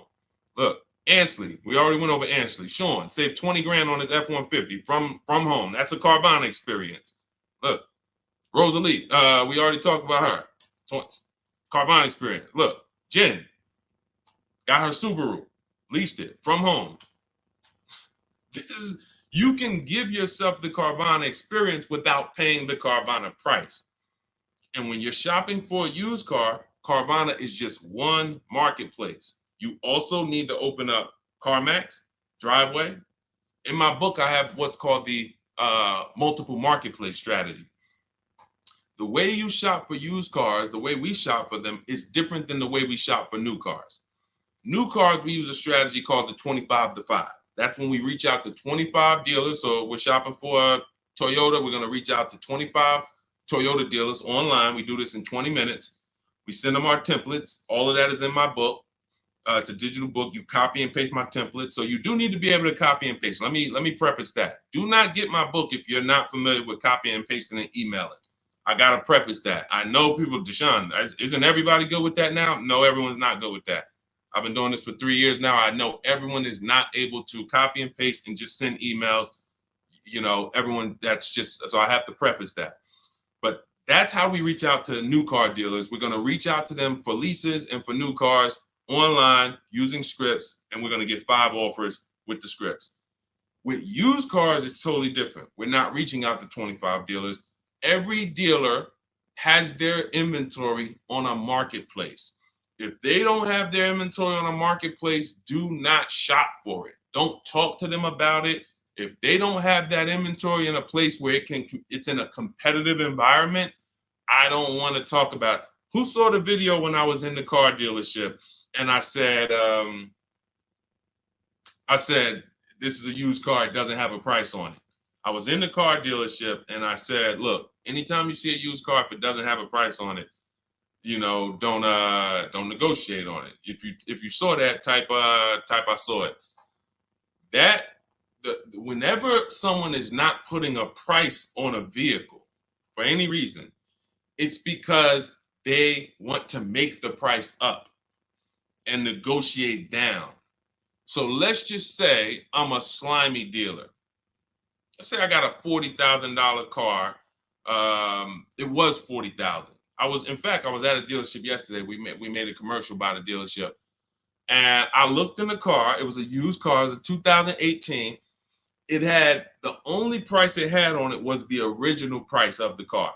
So it had literally, it was around a $40-something thousand car. It didn't have a used car ticket, $22,000, nothing like that. So it had a $40,000, and it had all the stuff that was in the car, original. But it's a 2018. So what happens when a person says, hey, how much you want for that car? And there's no internet that they're comparing that to. They're going right on there and just saying, okay, that person has a great opportunity to make up a price and say, well, you know, we're asking $24,000 for it, but you know, our asking price is $24,000. Oh man, that sounds a little high though. You know, it's 2018. You know, you can't do no better than that. You know, I mean, what you have in mind? You know, I'm trying to be around 20. You know, I'm thinking closer to 20. Then I don't know if I could get to 20. I might be able to to see if maybe we could like split it, go up the middle, you know, between, you know, like around 22, something like that. Why don't we take the car for a ride? Let's see if you like the car. You're already in the mouth of the snake. You are literally a mouse in the viper's mouth. Once you've already agreed to talk about a car that doesn't have a price on it, you're done. Because let's just say if that same dealer had to list that car online, that car might have been listed for $18,000. But because you walked in and started talking about it and say, hey, well, you know, what do you think? This is how people leave happy. Man, you know, let me ask you, honey, you get home with your wife, like, you think you got a good deal on this? I think so. I think the guy worked with me because, you know, they said they was asking 24. And you know, I went in there and you know, we made a deal about 22, a little under 22. He took off 2,000 from me. No, he didn't. There was no real price. So this is why you want to be on marketplaces where all the prices are listed. Cars.com, cargurus.com, carfax.com, carmax.com, carvana.com. That's one of them. 8 market, eBay Motors, one more, Driveway. So there's 8 marketplaces, 8 major marketplaces. And you want to sit back and shop for your car like you be shopping for a TV on Amazon. And you'll realize once you start doing this, you'll see The same car that was at my neighborhood dealer that I liked, there's 50 of them within 100 miles of me. There's 50 of them. In fact, once I pull a Carfax, I'll see that one didn't even have a good Carfax, the one I was looking at. That one didn't even have the service records that I want to see. These are the things, this is why shopping marketplaces make sense. You want to shop, I talk about this all the time. It's called my multiple marketplace strategy. I made videos about it. I've been posting about this since I came to social media. Marketplaces. And again, the only people who are going to win with this are people that's locked in. People who are serious about saving their money, who take car buying serious. Everybody who like Deshone, this sounds harder. What, you want to go in the dealership and just go ahead and let them just work you a deal? God bless you. This is not for everybody. I know this. This is for the people who like Deshone. I want to make sure, and it's easy. All the people who you see me showing you, Jared, all of these people that's posting their cars, Teddy, if you're on YouTube, you can see this stuff. These people are never going back to the old way of shopping. We are never going back because this is so much easier. And once you get it and be like, man, shopping online is a million times easier. I don't have the anxiety and there's nobody pressuring me. Oh, all of these people are competing, sending me emails. Hey, can we do this? Hey, what if I get to this? What if I get to... They're never going back. And that's the world I want you to come to. I want you to unlearn that old world, come over to the new world. Go ahead, Dola, shoot the next one up. I think we hammered that point home because we get that question probably every day. Carvana, something about almost every stream, somebody said, hey, what about Carvana? It's one marketplace. And they're 99% of the time, Carvana is going to be the highest price for any car you're looking for. 99%, not 100, not 100. 99%. RL, looking to finance a Toyota 2025 Camry. Should I purchase the extended warranty? It's a great question. RL said he's looking to purchase a 2025 Camry. Should he purchase the extended warranty? So a warranty is a risk product. It's risk assessment. I might buy something and I don't use it. The key to understanding if you should get a warranty is to ask yourself, how expensive is it to fix this car? And does this car have a high likelihood of things going wrong? Give you an example, a Toyota, Honda, as long as you get a good one, and in his case, he's purchasing a new one, they have a history of inexpensive maintenance, and they have a history of things not going wrong. I wouldn't get a Toyota extended warranty. Why? Because the $1,800 or $1,500 or $2,000 I'm going to pay, I have to get that money back and then some to make it work, to make it worth it. That means $3,000 of things need to break on that Toyota for that warranty to have made sense for me to get.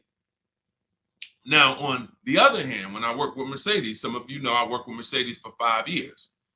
Every time I would have a client who was getting a Mercedes, I would ask them, how many years you keeping the car? If they said they were keeping it a long time and they weren't going to lease, then I would tell them after we made the deal, buy as much warranty as you can afford. That was and some of my clients in New Jersey, they can attest to that. I was very unapologetic about it. Buy as much warranty as you can afford. Because when something breaks on a Mercedes-Benz, nothing is less than 4 digits. There is no, oh, this broke. It's only going to cost us $400 to fix. Nope.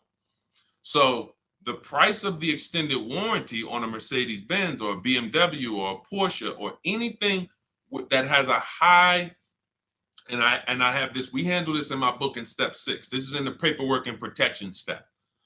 Everything is accounted for. So everything on this stream I'm teaching is out of my book. It's everything. So when we're looking at, and where does this vehicle rank in terms of repair costs? Is it on the higher side? If so, the warranty makes more sense to get. If it's on the lower side, warranty makes very little financial sense to get. And that's how we gauge getting extended warranty. It's a risk assessment. All right, good question though. Very good question. All right, go ahead, Dolan. Shoot the next one up. Too Cool 09 from TikTok. Should I buy or lease a vehicle through my LLC or through myself, or does it matter? This sounds like you don't have a business where the actual car is being used. If you, a realtor, for an example, and could y'all double tap, keep double tapping the screen, keep running those likes up. I appreciate y'all on TikTok. Every time y'all double tap the screen, y'all run the likes up and keep them moving. TikTok continues to tell people about the broadcast. And shout out to the sharers. I appreciate you. Matter of fact, I got to jump off of here because what I'm going to do is, no, I'm not going to jump off now, but I have to do something. Somebody who shared yesterday, I got to go to my DM and I got to send her, I'm literally just talking notes to myself. Okay, so big talk about buying in LLCs lately. Big talks. You know, you see videos about it, get caught through your LLC. There's going to be tons of people audited who had cars in their LLC, writing certain things off and are not using the car for business. It's going to be very, very bad. It's coming because the IRS may come later, but they come. When they see, okay, we see people getting all these cars, they know the social media videos and people just putting cars in the LLC. If you are a realtor, for an example, when I was with the dealerships, I dealt with a lot of realtors. Came in, put cars in the LLCs. Why? Because they're on the road. They're using the car for business. They're writing off certain things, be it the maintenance, be it the repairs, or they're writing these things off. Why? Because it's actually business being done with the car. On the opposite end, you have people who have no business at all that involves that car. They're not traveling with that car to clients' houses. They're not doing it, but they want to buy the car and they want to write off tons of stuff or have some type of tax advantage. And now, I'm not a CPA, I'm not an accountant, I'm not giving you tax advice. I would just tell you that if your business does not involve a car or travel, I'm not going to ever tell you to put a car in an LLC name. Now, you talk to your accountant about that, talk to who does your taxes, but that's really the basis of if I should get a car in my LLC or not. Does my business do business with a car? That's it. And after that, you decide, how long am I going to keep the car? Then it goes back to the most important question. How many years am I going to keep the car? 8 or more, I'm going to buy. Less than 8, I'm going to lease. That's it. That's it. A lot of audits are coming. I'm telling you. You see the PPP loans. It took a while, but people are going to jail now. It's going to be the same way with these cars. People are not going to be able to pay some of these people getting Range Rovers. Yo, hey, I see you. You got this Range Rover. You wrote off like huge amount. Let me tell you, how much business was done in this car? Oh well, it's going to be it's going to be bad. That's why financial literacy is important, people. Okay, so all of this is out of my new digital book, Cars from Home, 7 Steps to Saving Time, Money, and Avoiding Dealerships. I can sit here all day for the next 2-3 hours talking about the strategies we use, the process we use, the system I created to help all of these people that I've been talking about in the broadcast save this money. You can see these deals, and some of you are going to go and you'll see, wow, I got that same car. I got to hit you with the bad news first. The bad news is, hey, Rodney Brown, I'm sorry to tell you, my man, but the same car you have, we just helped somebody get it and look what they paid. Dang, they paying a lot more than me. They put money down? No, they didn't put any money down.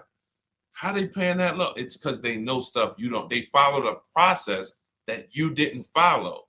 You went into the second most expensive purchase that you're ever going to make, and you just winged it. You just say, hey, you know what? It's a $50,000 car. It's a $40,000, $30,000 car, $100,000. I'm just going, I think I can feel my way through this joint. That's why you're paying the prices you're paying. That's why you're not paying what we're paying. So when you come into our world and you're like, Deshone, I want the blueprint. Everything I teach is in my new digital book, Cars from Home, 7 Steps to Saving Time, Money, and Avoiding Dealerships. So type of number 1. On Facebook, I'll send you the discount link. You can get the 75% off. Type the number 1 on Instagram. I'll send you the discount link. 75% off. That's our welcome offer. It's only for 30 minutes. And if you're on TikTok, go to my TikTok bio, get your copy for 75% off. And on YouTube, we have the comment pinned for you in the comment section for you to get yours at 75% off. And make sure you are reporting to me your deals, just like Tiffany. Tiffany, when she got the book, I tell everybody, send me your deals so that I can read them on the show. Tiffany got a Mazda CX-90, just got it, $44,820 car. From home, she said, I believe we got a great deal from what we learned in the book. Look, from home, $6,530.78 discount. Never left the house. Got multiple offers. The dealer that took, look, is a $44,000 car. She basically said, what, 15%, 16% off then that? People go in and say, hey, get me the MSR, get me the invoice price. She blew invoice price away using the book. Get your copy. It'll be in your inbox now. Make sure as soon as you purchase, you screenshot the thank you page. I tell you, you'll see it big. Screenshot this page. Why? There's a support email on there just in case for any reason you don't get the book. It's usually because you type a letter wrong in your email. You're typing fast.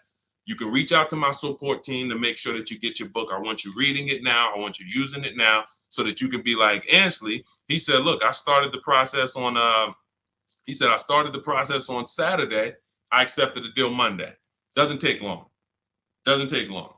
You can literally be signing a below market deal in 3 days using the strategies. These are not meant to, this isn't going to school. You know, I spend a lot of time in these videos warning you what not to do. In my book, I'm not warning you what not to do. I'm telling you what to do. Do this, do this. Now, all right, you did that. Great. Now do this. Oh, great. Now you did. Now do this. And before you know it, great. Congratulations. Let's get ready for delivery. That's how the book is laid out. All right, so we're gonna jump off. We've been on here for a little over an hour. I know it's early. You'll be able to watch this throughout the broadcast. You know, I can't really answer. Look, I could give y'all BS answers, and I can get through 100 questions. If I give you BS answers, I can zip through 100 questions in 1 hour. Do Lexus give good deals? Well, sometimes got to shop around. Next question. Is there any negotiation on leases as far as monthly payments without putting money down? Absolutely. We get our deals with no money down. That's how we submit our offers. You get at least 5 offers and you'll find out what the best deal is. Absolutely negotiate. Next question. I could do that. Is that what y'all want? Let me know. What I do is if someone asks me a question, I go deep on the answer because this is car buying. This is not, this isn't, hey, I'm going to get a little, you know, I'm about to spend $100, you know, what's your opinion on this, Deshone? You know? So I think from what I know about people, I think you guys appreciate Deshone. Break it down for me. Break it down for me. And if you want more, if you want all the answers, get your copy of Cars from Home and you'll have all the answers. But I like to be thorough. And I can't because all I care about is the result. I don't care about I care about people writing me, Deshone, check this out. Look at my deal. Look at what I just pulled away. I want you writing me, emailing me, proud of your deal. I don't want you running into me one day if you're ever around New Jersey, New York. Hey, Deshone, hey, what's going on, man? Hey, man, I follow you. Oh, man, I used your stuff, bro, man. Oh, cool, man. How'd you do? Yeah, I think I did all right. No, you didn't. No, you didn't. Because everyone that learns from me, oh, man, I have people run up to me. I never shopped like this before. I had all of these dealers, and then the lowest dealer took off all this money. That's the one I went with. That's a person that I know. Congratulations. Great job. You listened. You trusted the process. I care about the result. And that's all I want. I want you to enjoy car shopping. I want you, it's 50, 100 grand, 5, 6 figures of your money. You deserve to enjoy it, and you deserve to pay less than everyone else is paying. That's what I'm here to do. So I'll see everybody who has the book. I'll see you inside. Use it. You'll see I link to a couple videos in there. You'll see it's some surprises in there. That's not a traditional book. There's links to videos. I got links to scripts in there. You'll see. You'll see why it's a digital book. And it's a one-time purchase. Anytime something gets updated, like Vroom went out of business a couple months ago, they used to be in our strategies. They were in our marketplaces when we shop for used cars. Vroom was on that list. And they were in the when we do our equity assessment, Vroom was on the buyers list. If I had mailed out a book, if y'all were buying a physical book for for these strategies, that means now I got to make another book, and then I got to say, all right, guys, well, this is edition 2. That was edition 1. Vroom's out of business. Next thing you know, you're getting edition 40, and you're like, dang, every time a new website comes out, because we do online, dang, I got to buy another book. Nope. With Cars from Home, what we did, soon as Vroom went out of business, I went in, I updated the master file, uploaded it, all the thousands of people that have the book, and about 9,000 people have the book right now. So this is, you can go on Goodreads, you could type in the Cars from Home book online, you'll see, oh shoot, this book is out there. It's already 5-star rated. So this is what it's about. Results. Grab your copy in my Instagram bio or my Facebook bio, or everybody that types the number 1 on Facebook, I'll DM you the link exactly to get this discounted price. Everyone on TikTok, you go to my TikTok bio, click that website, and get your 75% off. And then on YouTube, we have it pinned in the comments. So use this stuff, win with it, write me with your deals, y'all. Stop overpaying. You don't want to be like these people out here. You don't. They're getting hammered right now. They think there's no deal. Oh, when is the market going to get better? It's never going to get better for them. It's never. They're going to keep doing the same thing. And it's sad, but that's not what we're here to talk about. Let's get you to paying less than everyone else. All right. So I'm gonna jump off, y'all. Have a great day. We'll be back for another stream, sometime next week. I'll see you soon.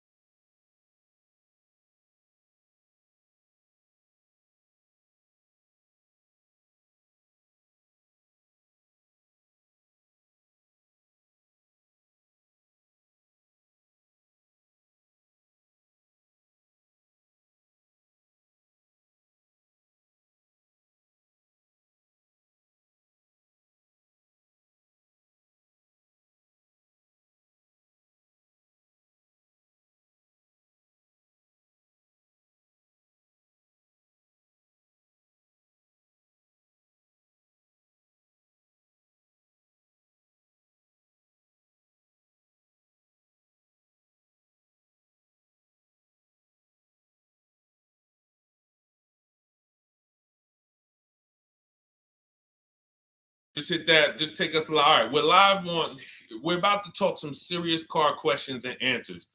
I want you to ask any question you can think of concerning car shopping so that we can dig deep into it. It looks like Facebook we continue to have trouble with, and I think it's because we already have a stream going there. See if you can get out of that stream, Dolan, if you can cancel that stream so that we can get on the Facebook. But I want you guys to start asking your questions.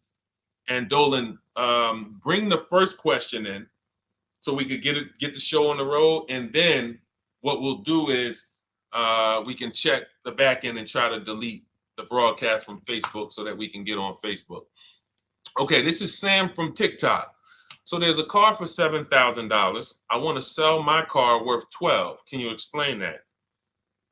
Well, who are you selling your car to? If you say it's worth $12,000, then all right. We only get offers to find out what our car is worth. We don't use algorithm sites because that's worthless. An algorithm site is a site like Kelly's Blue Book. You punch in your year, make, model, and in 3 seconds it tells you your vehicle's worth $12,000. Right now, we have companies that bid against each other. And what you want to do is you want to go on your computer, go to CarMax.com, go to Driveway.com, go to Carvana.com, go to AutoNation.com, go to Kelly's Blue Book Instant Cash Offer.com, and go to Car Gurus. All of them will connect you to somebody or some major buyer who pays cash for cars immediately. Literally, quick inspection, drop your check, and you're on to you literally, it's that simple. We are no longer at the mercy of private owners who are going to come by and look at our car and no one buy it and talk us down. There are extremely competitive buyers in the market that I've been telling people about since 2021 when we were cashing out. I was big on telling you guys during 2021 to 2023, during that whole pandemic run, cash out now, because the values of those vehicles will never see them again. So there are some people who cashed out, but that was also the beginning of showing people that you can sell to what is called institutional car buyers. And that is what stopped people from trading their cars. There are people who have learned from me, and maybe other people have mentioned this, that will never trade a car again because you're not getting the money that it's worth. So you go to those 6 companies, Sam, it should take you no more than 20 minutes. They're going to give you their best cash offers. And then you can sell to them and you can go buy something else. But what I want you to get in the habit of doing, everybody, is separating your transactions. What does that mean? Who you sell your car to is different than who you buy a car from. And you need to maximize each transaction. And you're never going to do that mixing all your transactions together, which is what most people do. They go into a dealer and they say, hey, I want to buy a car from you, and I want to trade my car into you, and I need a loan. 3 transactions. We don't do that. We separate them and we bid each one out using online tools. And that's how we get the prices we get. And that's how we pay less than everyone else. Okay. So the biggest thing, first thing, is go to those 6 websites: CarMax, Driveway, Carvana, KBB, Instant Cash Offer, AutoNation. And all of you who want to find out what your car is really worth, you go to these 6 websites, get your 6 offers, and then you'll find out what your car is really worth. We do not depend on any dealer to tell us what our car is worth at all. Okay? Shoot the next question up, Dolan. And you guys can continue to type your questions. We're bringing them in from all platforms. This is Terrell Taylor. By the way, everything that I'm talking to you guys about is out of my new digital book. It's called Cars from Home: 7 Steps to Saving Time, Money, and Avoiding Dealerships. Some of you may have it.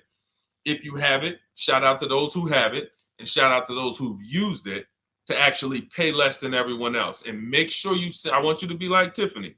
Send me your deals. Send me your deals. When you get your cars, I want you to actually send me the results. Look, this is, oh no, that's not Tiffany. That's someone else who used the book. Look, used the book, got $175 a month less than her first quotes before she used the book. So send me, but you can get a copy of this book immediately for 75% off. It's normally $97. Go to my TikTok bio. You won't leave the broadcast, and you can have the entire blueprint.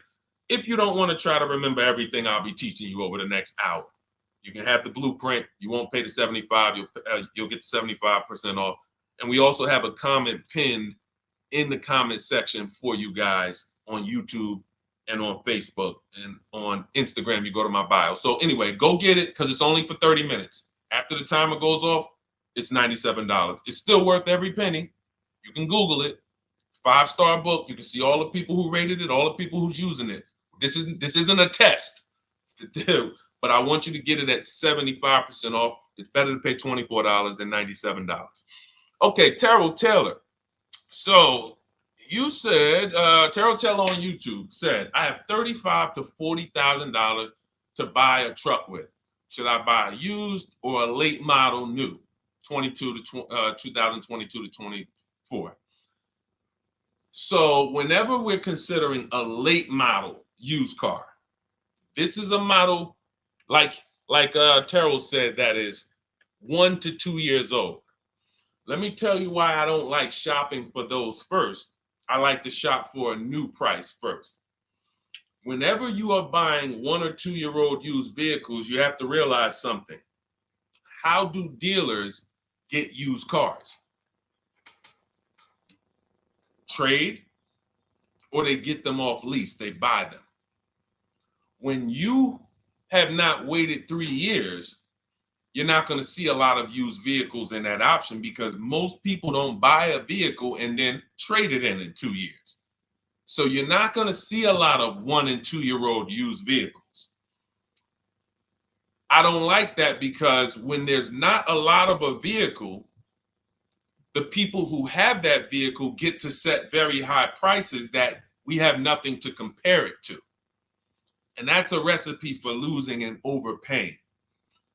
I've had people come to me who are looking like you, and what I say is, I say, okay, shop for a new one first. I'm gonna tell you why. When you shop for a new one first, you get to see what the market value is. So take Sean. I'm showing Sean. Some of you have seen Sean. He got an F-150 Lightning XLT, $73,000 vehicle.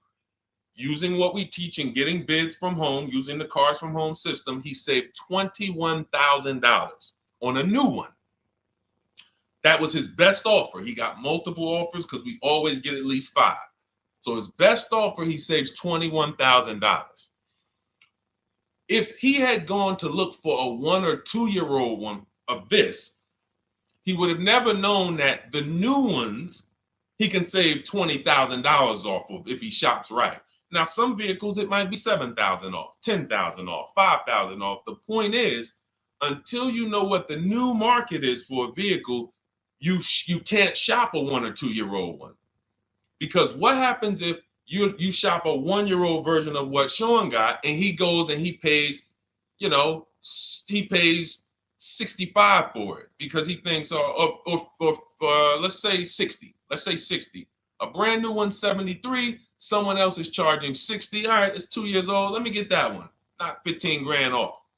Problem is, he just overpaid for a vehicle because he could have got a new one for less than he got that 1 or 2 year old one. That's why the recent shoppers, anytime you guys are shopping 1 or 2 year old, you have to shop new first to find out what the market is. Now, in my book, I have my strategies for shopping new online and shopping pre-owned. It's totally different. Pre-owned, you want to go to all the marketplaces. If a vehicle's not on a marketplace, y'all, don't shop. Don't look at it. What does that mean? You ever walk into a used car dealer and you see a used car, but there's no price on it? Type a $ if you've ever experienced this. If you've ever looked at a deal, you've been in a dealership, you see they have a used car, there's no price on it. Type a $ if you've experienced that. Okay, I see you, Terrell. Okay, perfect. I see you, Don Dickey. Okay, perfect. All right, we have enough people. All right, Makeover Forever Studios. I see you. Okay, Todd May, I see you. So this is a common thing. When you go and look at that vehicle, the most dangerous thing to do, I see you, Tony, is to negotiate on a car with no price because they can make the price up. When a car is on a marketplace like cars.com, carfax.com, carguru.com, carvana.com, carmax.com, these are all the marketplaces we shop for used cars at once. It's like a big round robin for us. This is how I want you to shop. Now you must be competitive or no one's coming. Now, there's some people who try to pull a tactic. They'll list a car for 20. They have no intentions on selling it for 20. But they want you to come in, and then they'll charge you more, fees, makeup fees, and all of that stuff. That's why we always call beforehand. But we know the power is online. The competition is online. So when you're looking, Terrell, you're either deciding, all right, I'm either going to look for a new vehicle, find out what the market price is for the vehicle I'm looking for and how much I can save. What's my best offer? You need to get at least 5 offers. I'm telling you, it's going to be big differences.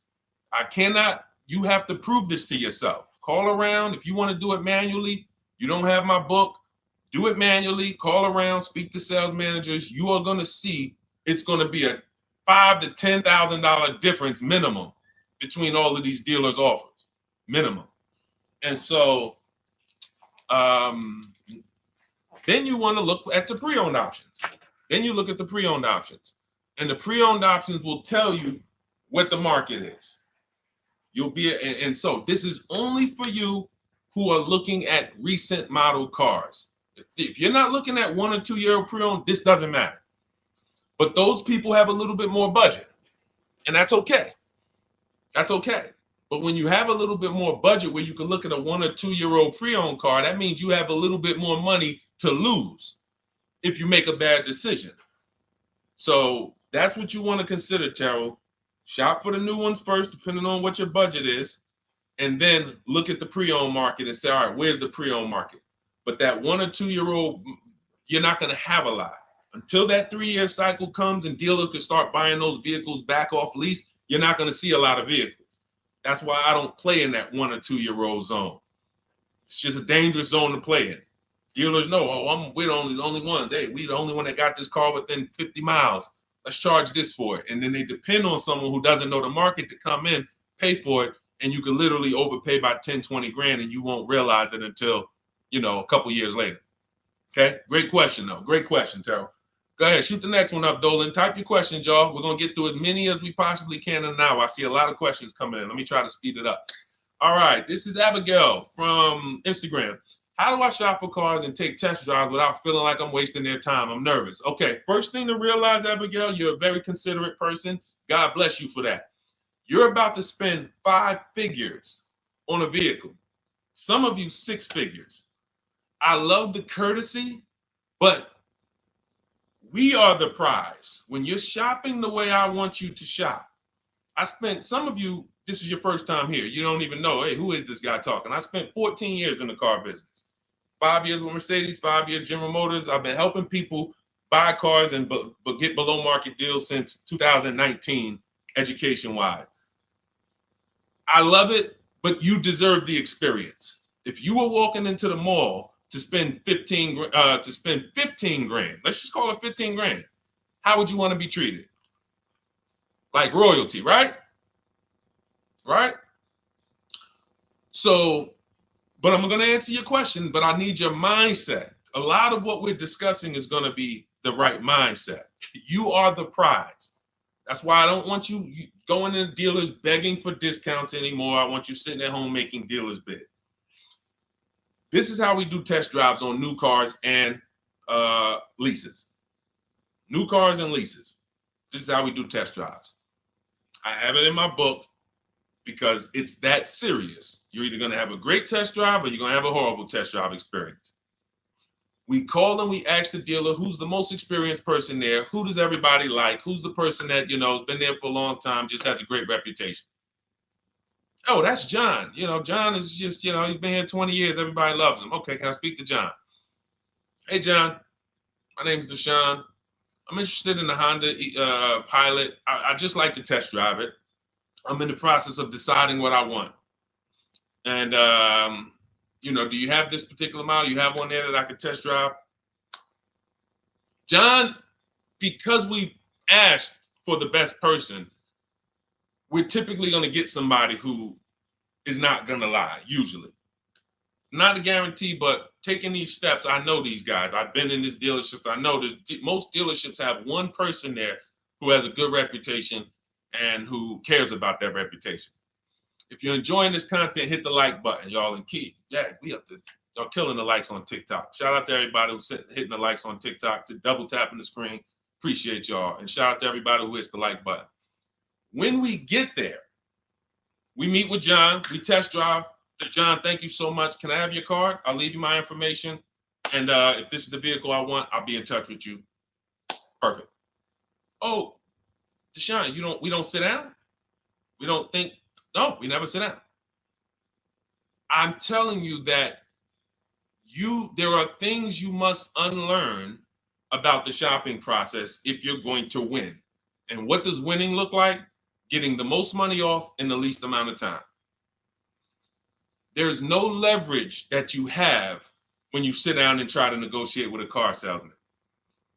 Every single dealer around you that wants to compete for your business, you can't talk to them while you're sitting in one dealer talking to a car salesman.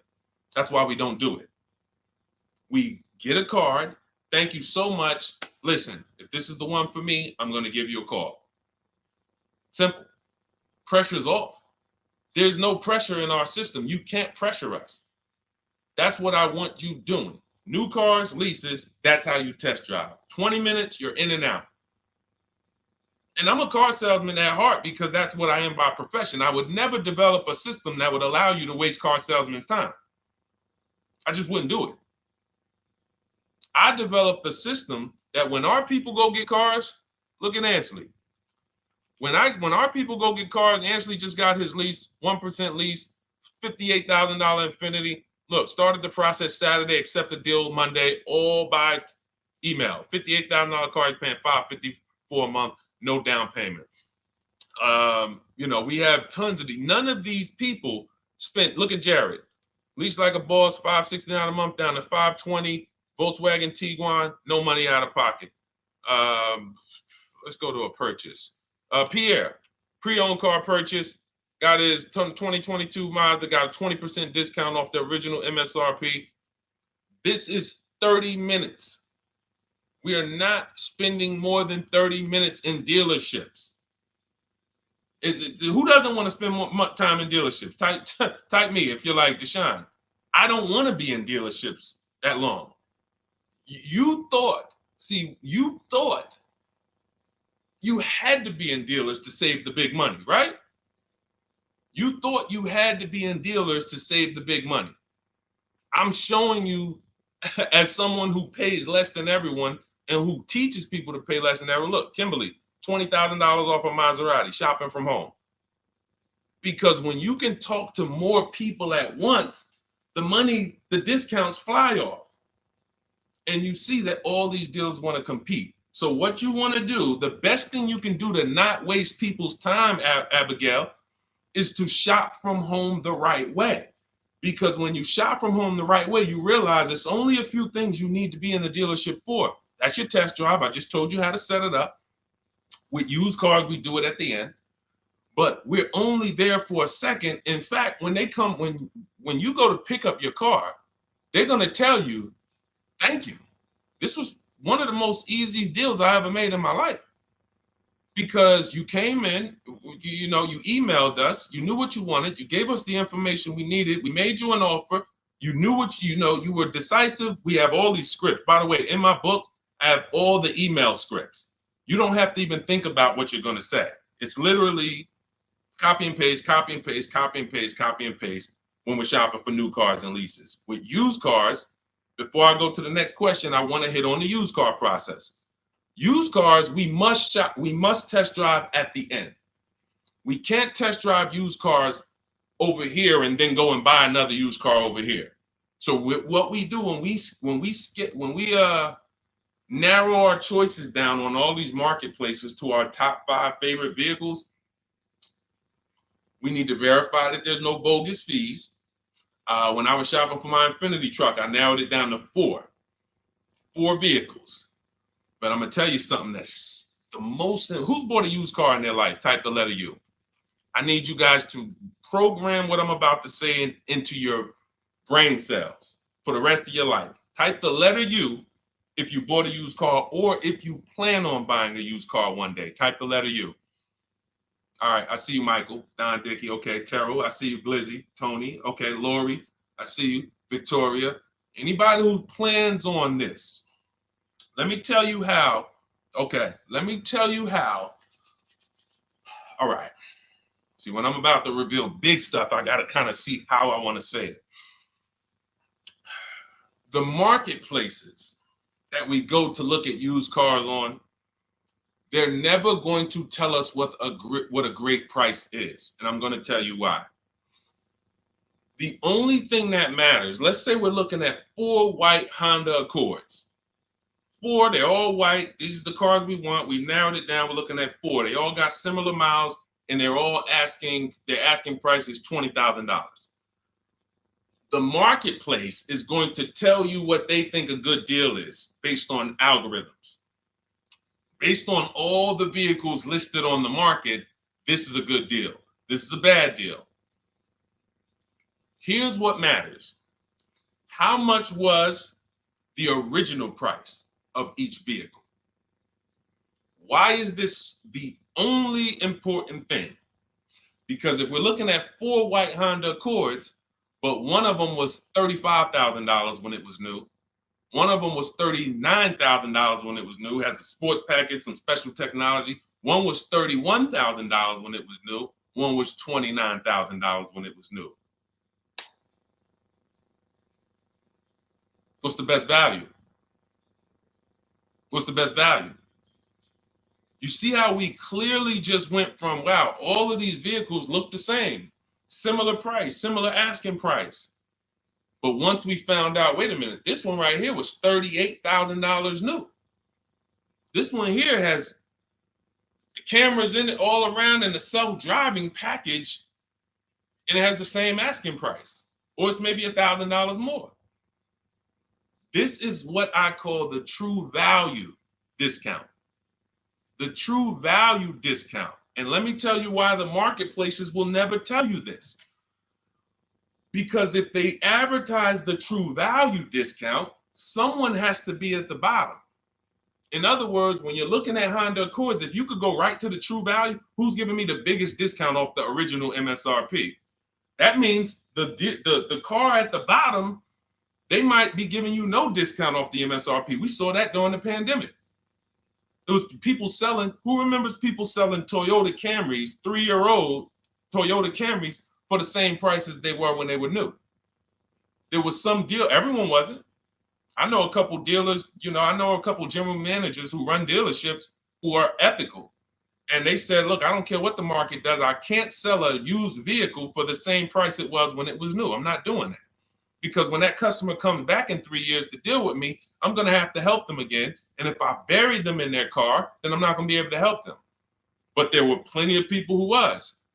The true value discount is all that matters, which means we have to know what the car was new. We have to find the Maroni label. We have to go on the Carfax. We have to go to where the window sticker is and get the original price.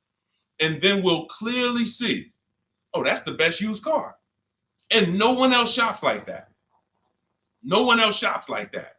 If y'all get that, type dollar signs. If you get that, what I just said, type dollar signs.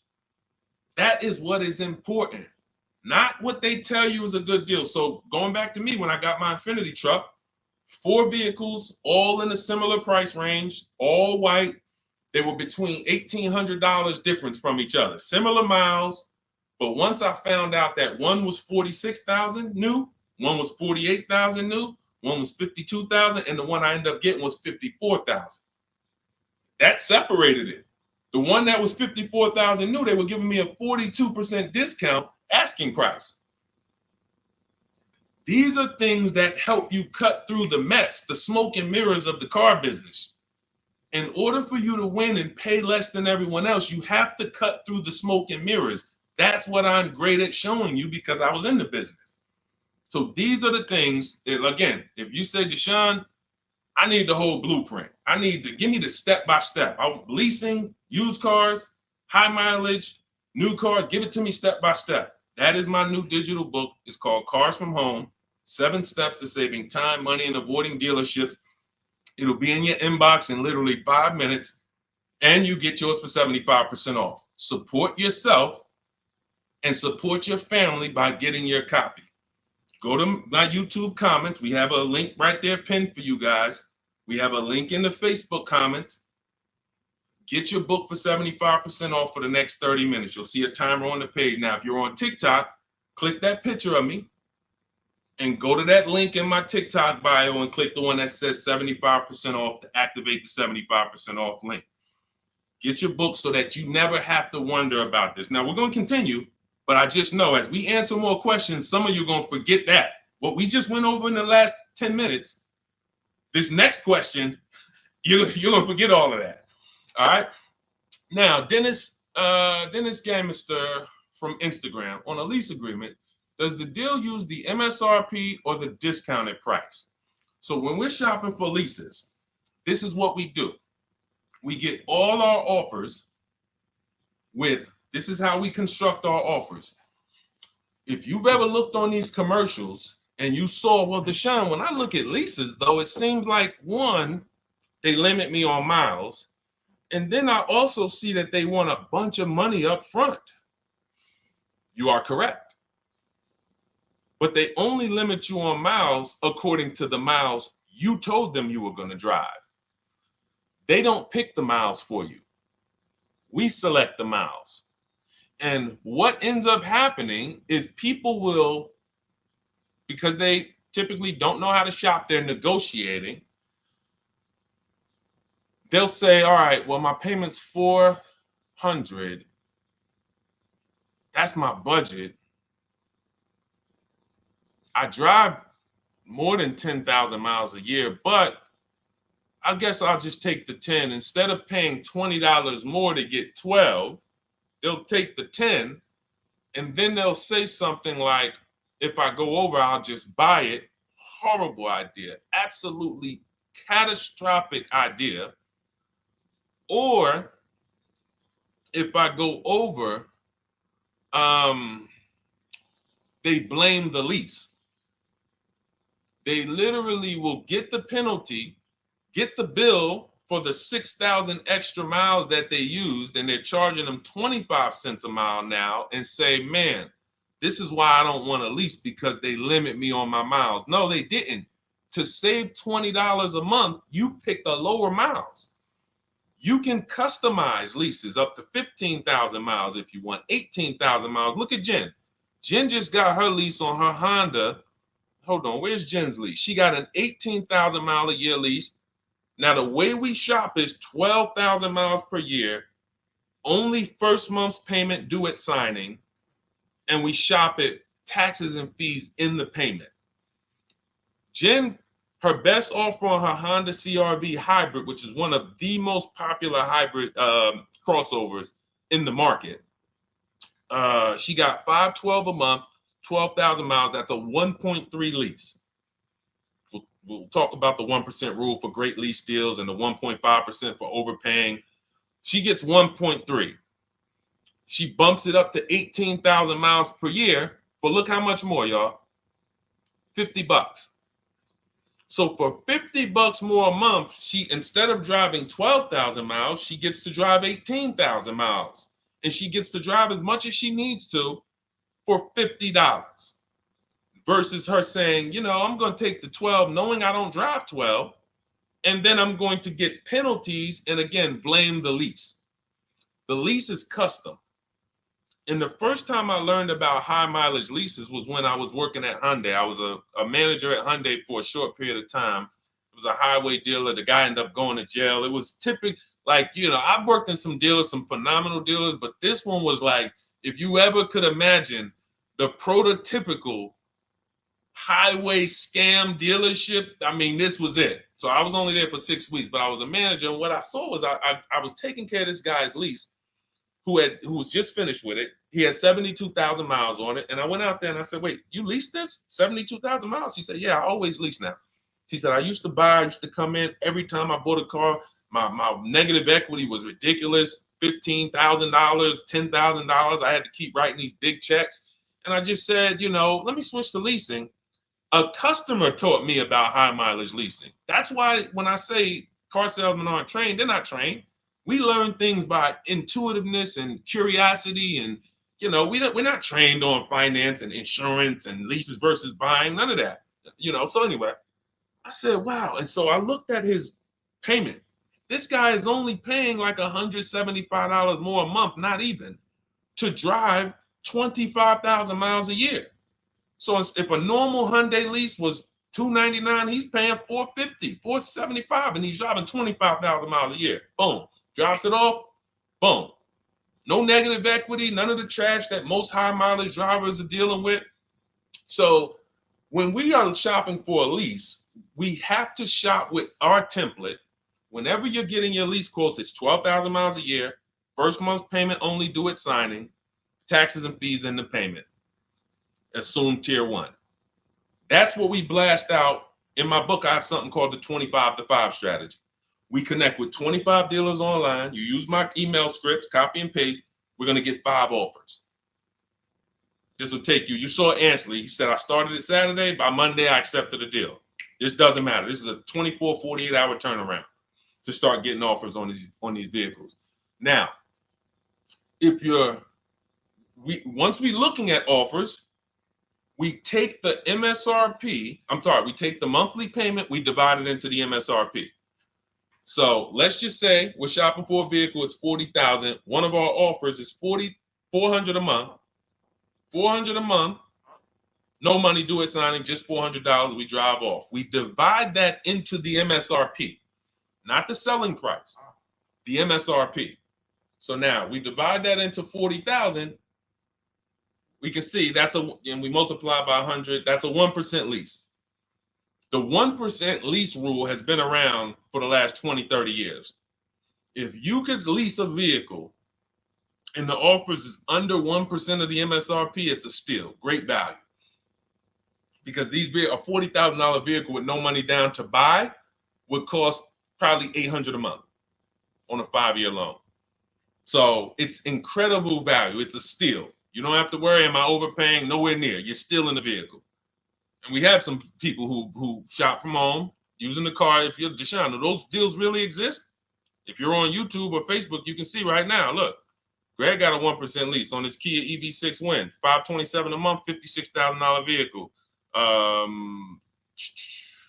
Look, Zafrina, $579 a month, $65,000 vehicle. Ansley, you saw Ansley's Infinity. Rosalie's Infinity truck. Right here. Look, it's paying $592 a month, $59,000 vehicle. 1% lease deals are out here when you know how to shop. Now, that's a steal. That doesn't mean that's the best. That doesn't mean, oh, if I can't get a 1% deal. In order to get a 1% deal, you have to not just shop. You need major support from the manufacturer. The lease program has to be good. The rebates have to be good. The residual value have to be good. The money factor, which is the interest rate, have to be good. There's a lease program that no dealer can control. So when we get these offers, that's how we're judging them. Divide the monthly payment into the MSRP. In my book, I have a calculator that I created where we put all our offers into it, and then it spits out what we call counter offers. So we get 5 offers, 7 offers. We put them all into this calculator I created. Again, this is the best $24. If you get there for $24 before that 30-minute timer and you get your copy, it'll be the best $24 you ever spent. I hold myself accountable to that. You can Google the book and read the reviews. There's software that we created that that's how you're judging your leases. You're looking and you're comparing to the 1% rule. Now, when you get to 1.5%, we can't make those deals. We're paying too much for a vehicle that we're giving back. We have to see, there was no indicator before I created the 1.5% rule. As much as I love educating people on leases, the only people who should be leasing is if you're not keeping your cars 8 years. All of you long-term people who are like, you keep your cars more than 8 years, don't think about leasing at all. You should be shopping for below market purchases. But if you're not keeping your cars 8 years, you're losing thousands of dollars not leasing cars. Depreciation is where you lose. Resale value is where you lose. So the 1% rule is what our anchor is, but 1.2 is great value. 1.3, great value. 1.4, good value. 1.5, good value. Anything over 1.5, now we're paying too much for a vehicle that we're giving back. So that's how we're judging. That's how we're judging and comparing our lease offers. And with the calculators that are in my book, you can literally do this in seconds. This stuff, these mathematical things that used to be complex, even hard for me to explain, when you're using the stuff in my book and you're seeing, wait, man, there's calculators, I can do this, boom, boom. Why don't these calculators exist on Google? Because anything that makes dealers compete, they're not going to make for you. They'll make stuff for you that allows you to see more and do this and make it easier and faster and connect to get a loan quick. But competition, any tools that create competition, they're not going to make those for you, because that's where the real money comes off, when you make dealers compete. Okay, so you want your copy of Cars from Home, 7 Steps to Saving Time, Money, and Avoiding Dealerships. Click the picture of me on Instagram or TikTok. It's going to take you to my bio. You won't leave the broadcast. Click that link and then click the button that activates the 75% off, and you'll have 30 minutes. Once the timer goes to 0, the $97 price is what you have to pay if you want it. It's up to you, but $24 is much better than $97. $97 is still a great price. I have no doubt that you guys would write me, especially the more you use this. 1, 2 cars, 3 cars. You get 1 lease this year, a used car next year, a new car about 4 years. And Deshone, what about when websites change? What about, this is an online system. Websites go out of business. Vroom went out of business. They were in my book. We used to get bids from them. to sell cars to them. When we were shopping for used cars, they were in my multiple marketplace strategy. They went out of business. I went right into the master file, updated the 9,000 people that had a book. It was probably like 2,000, 3,000 at that particular time. And the next time people opened the book file, there was no room. That's why the book is digital. That's one of the reasons. You'll see the other reasons is I have scripts that I link you to. I have PDFs I link you to, videos I link you to. I couldn't do this with a real physical book. So again, in the YouTube comments, in the Facebook comments, we have a link for you guys to get your book at 75% off for 30 minutes and use it. All right, Dolan, shoot the next one then, brother. Let's go. How old of a used car should a person buy? That's based on budget. I like to start with when we open those marketplaces, Tony, you want to start with the most recent cars. The first thing you're doing when you open up the marketplaces, y'all, first of all, we're creating accounts. Out of all those marketplaces I named, 6 or 7 of them, we use 8. We use eBay Motors, we use Carfax.com, we use Cars.com, Autotrader.com, CarGurus.com, Carvana, CarMax, Driveway, and that's 8. 7 of those, or 6, allow us to create an account. Why is it important to create an account? So that every single new car that matches our criteria, as soon as it's listed, we get a notification. The people who have that notification on, most of them don't know how to assess the market like I'm showing you. So even if they get a notification that the car was just posted, they're not going to have the information to take advantage of it. They're going to hesitate. What we do is the first thing we do after we create our account is we're now assessing the market. Where's the low prices? Where's the high prices? And I'll usually go 3 years back, sometimes 4 years back, and let's assess the market. Now, I have another calculator in the, matter of fact, let me show this to you guys. I have another calculator. It's called the Perfect Budget Calculator. The Perfect Budget Calculator. What this does, you guys can't see this on YouTube, but you can see it on you can't see this on TikTok. But if you go over to YouTube, Facebook, or Instagram, you'll be able to see what I'm sharing right now. Now, what often happens is, let me share this. Hang on. Boom. Okay. So now what often happens is a lot of you will say, I could put down $2,000, but, if I don't have to, then I won't. Or, if you get a car and you pay $15,000, if you pay $500 a month for 5 years, that's a lower price you paid than paying $500 a month for 6 years. So ways to manipulate our budget is to shop within our budget for a shorter loan. This is all stuff where I said, okay, people don't know they need to be doing this. So let's make a tool that does it for them. And this is, you get access to this when you get your copy of Cars from Home, my book. So let's say we do something called an equity assessment. Everybody who has a car, remember I was mentioning a little while ago, we go to these websites, Driveway, all these, and we find out what our car is worth. Let's say you're like, man, okay, if I sell my car to CarMax, I'm actually going to have $3,200 of equity. All right, so when I sell, I'm going to put that into my budget.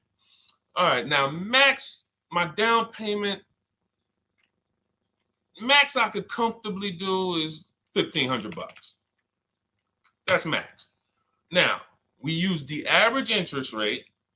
And in my book, I give you a link to see what the average interest rate is at the particular time you're going to be shopping. Let's just say it's 6.9.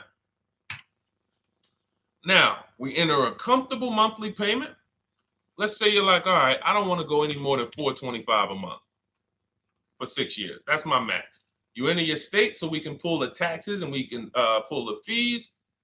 New Jersey, calculate budget goals. Now it's going to ask you a comfortable monthly payment on a 5-year loan. You might say, all right, same thing. I still don't want to go over 425 no matter what. Perfect. What this does is create multiple goals. And it creates multiple goals. It creates a starting point. Now, if you find a car at this price, $18,776 or less, you can do a 5-year loan, use none of your equity, so this will go in your bank, and use none of your down payment. Now, next goal may be, okay, $22,000 or less. 6-year loan, no equity, no down payment. So the first two goals are no money down goals. If I find a car anywhere in these price ranges, I can do these deals, no money down. Now, this is one where I use my equity, but no down payment. Goal number 4, I use my equity for a 6-year loan, no down payment. Now, goal number 5. Now you can see the price of the car is getting higher. Use equity, use my use equity and down payment, but it's 5-year loan. And then here is your max budget. Your max budget, which is fine. There's nothing wrong with if you find a vehicle that, once you use this and you find the best price vehicle, as long as you are under this number, you are fine. The problem is when you go over that number. The problem is when you go over budget. All of these goals are your budget. So when I got my Infinity truck, I got my goal out. It was my fourth goal. Now, this is how you make sure when you go out to shop, and look at the top. What does it say? You select your state determines the sales tax, will factor it in, give you precise figures. Now, you'll notice, what about the fees, Deshone? Don't all these cars charge fees? We've already factored in the taxes, and we've added $1,000 for fees. What is $1,000? The documentation fee and the motor vehicle fees. It's all in there. So you can go out and know that's my max budget. I cannot buy a vehicle, make a deal on a vehicle where my purchase price is more than $26,729. That's the perfect budget calculator. So there are certain things that I had to create. No one does them. Everything that I was referring you guys to, all the websites, I was doing this, and there was some things where I couldn't refer you to anything because it doesn't exist. We had to build it. So this is how we make sure we are shopping, whether it be for new cars, used cars, below our budget. And that's not how you make, but here's the thing. I need you, before we go to the next question, I need you to understand something. That doesn't make sure you pay below market price. You have to combine this with getting bids, because you can be within your budget and pay over market value. There's 3 types of prices you can pay for a car, whether it's a new car, used car, or lease. Did you pay market value? That's what everyone's paying. Average. Did you pay over market value? Our only deals we make are below market value. And the way that happens is through bidding and creating a marketplace around you where all these people are competing for your business. That is how you combine that with the budget. This will keep you below your budget, but it does not guarantee. If I gave this to you, all of you would be like, this is great. I'm never going to go over my budget again. But it does not, until you combine that with getting bids for whatever you're looking for, you still run the risk of overpaying, even if you're under budget. Okay? Clear? Type $ if you're all clear before we move to the next question. And there's no way for us to do this manually.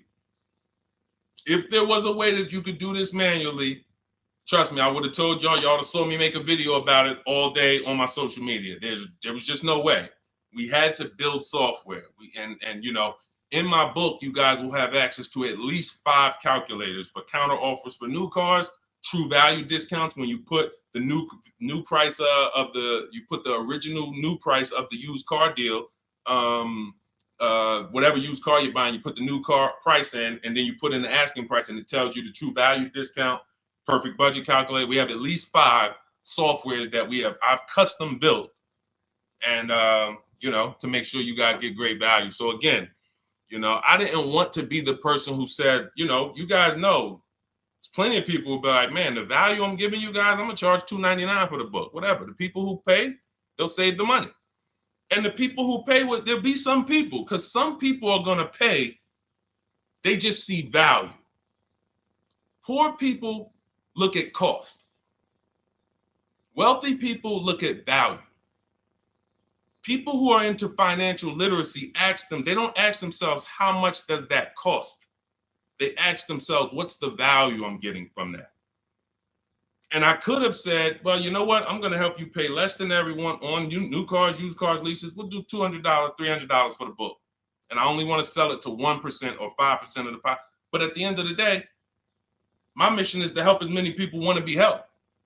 And so that's why I said, okay, $97. But even our welcome offer, you got a chance to get it for $24 if you get there before the 30 minutes is up. Okay? YouTube link, get your copy. And make sure you save the support email, guys. If you see it scrolling across the screen. If, for instance, you don't get your book in 5-10 minutes, it's usually because you typed your email wrong. Reach out to my support team. They'll get you the book immediately. And soon as you pay, go to TikTok. Look, y'all see the links. Go to my bio on YouTube and Instagram. Get your copy. And as soon as you pay your $24, there's going to be a page that says screenshot this page. Right on that page, you can access your book. I want you to have the book immediately, but I also, in case some of you type wrong, big thing, we fat finger stuff. I want you to have the support email so that you can reach out to my team so we can make sure that book is in your inbox so you can use it and start saving money and building confidence. Okay, Dolan, next question, man. Let's keep it rolling. Okay, there's something about Mary on Instagram. I bought a car as is, and in less than a month, motor lock. Can I sue for selling me a lemon? I'm not a lemon law attorney, but that is not what a lemon law case is based off of, in my understanding. Lemon law case is based on you buying a vehicle and the same thing continuing to go wrong at least 3 times. That's a general overview of, what the lemon law process is. And if y'all are enjoying the broadcast on TikTok, can y'all just double tap the screen and keep running those likes up? Every time y'all do that, y'all help TikTok bring more people here, and I appreciate it. If you're going to spend some time with us and, every time just you hear something you like and you're like, man, we got to share this. Oh, and shout out to Madhu for sharing. Here's the thing. I made a video about this the other day because a friend of mine got a used vehicle and the transmission went out on him in about a month. So it wasn't the engine. But when you buy a vehicle as is, it's very tough for you to have any recourse, anything that you can do, because you're signing a contract that specifically says as is. It's very tough. What I would do if I was you, because the damage is done, I just find out what it would cost me to put a used engine in the vehicle, rebuilt in a used engine, salvage yard. You need to, and especially if you're buying cars that you're paying cash and you're buying as is cars, these are probably cars that are under 10 grand, 12 grand. You need a mechanic. See, because that's a strategy. There is a great strategy called buying inexpensive cars and having a local mechanic so you could do what's right. Oftentimes you could drive those cars for a year or two and sometimes sell them for what you got for them because you've outlived the depreciation. Those cars are not depreciating as much unless you overpay for them. If you overpay for it, then it's going to drop because you overpaid for it. But if you pay a great price on some of these vehicles, you can oftentimes win with this, but it requires skills. One of the skills is, how do I avoid engine issues, transmission issues? So a couple things. for those of you who may be going this route, you need to narrow your search down thoroughly based on title history, service records, accident history. That oftentimes you'll see, if I typed in right now 2018 Subaru Outback longevity. That's one of the things we do. It's in the fourth step of my book. Before we get prices on anything, we do a quick 5-minute search to make sure these aren't bad cars. There are bad cars out there, but there's data that shows us. If I type that in, it'll tell, okay, these vehicles are known for lasting 100,000 to 300,000 miles, depending on how they're maintained. That means you could have a quality vehicle, but if it wasn't maintained correctly by the first owner or owners, it's going to break down. The life cycle is cut short. These are preventable mistakes by simply checking Google. Now, we narrow these things down based on title history, service records, accident history. Once we do that, I don't mind buying a 10-year-old. I bought a car that was it's my around the city car. I drive it probably 200 miles a month. I bought it from a owner in South Orange. He was a 98-year-old man. He's had it for 10 years, and he knew everything about it. He leased it for 3 years, then he bought it. So he's really had the car for its entire life cycle. That's what you want, because you're able to look and see the service records. I don't mind. We have to take the risk off of ourselves, and the risk off of ourselves with used cars to prevent ourselves from buying these used cars that are breaking down on people, and they're always in the shop, and they're dying on the road, and you got to keep the tow truck on speed dial. It's simply a matter of checking to see the reliability records of the car, which is easily accessible on Google, the way I just said, and then making sure the one we get was actually maintained correctly. And that's going to give us the best chance of having a great experience. These are the steps we must take. But in your particular case, there's probably, I don't think you have a case. You can certainly reach out to a lemon law attorney. I don't think you have a case at all. I think because it's buyer beware with cars. It's buyer beware. That means it's on you. If something goes wrong, it's on you. And so what I would do is I would find a local mechanic that I trust, that everyone loves in the neighborhood, and I've been there for 10 years, 20 years. And I would say, listen, can you find out what it would cost me to put another engine in this vehicle? My father did this on his GMC Envoy about 6 years ago. It was a 2008 Envoy. The engine went out on him. He put a new engine in the vehicle. One of the best $2,000 he ever spent, $2,000 or $2,500, whatever it cost him. They put a new engine in that vehicle. He still has it. He's about to sell it for about $4,000. He's had that vehicle from 2013. Think about that. A lot of people, engine goes out, they sell the car. It's worthless now, so they take the loss. Meanwhile, man, let me come up with $2,500, and I still got no car payment for the next 6 years. We don't need to be so quick to go replace our cars. If we follow these strategies, we can actually, I love to see more people doing that. Just go fix the car. But don't go to the dealership to fix it when they tell you, hey, the engine's going to cost $10,000. And what does the dealership say, y'all? When you have these major issues and the dealership tells you the transmission is $7,000 and a new engine is $10,000, what's their suggestion? What's their suggestion when they tell you that? Because they already know you're gonna be like, yo, what the heck? I can't pay all of that. What's their suggestion? Let's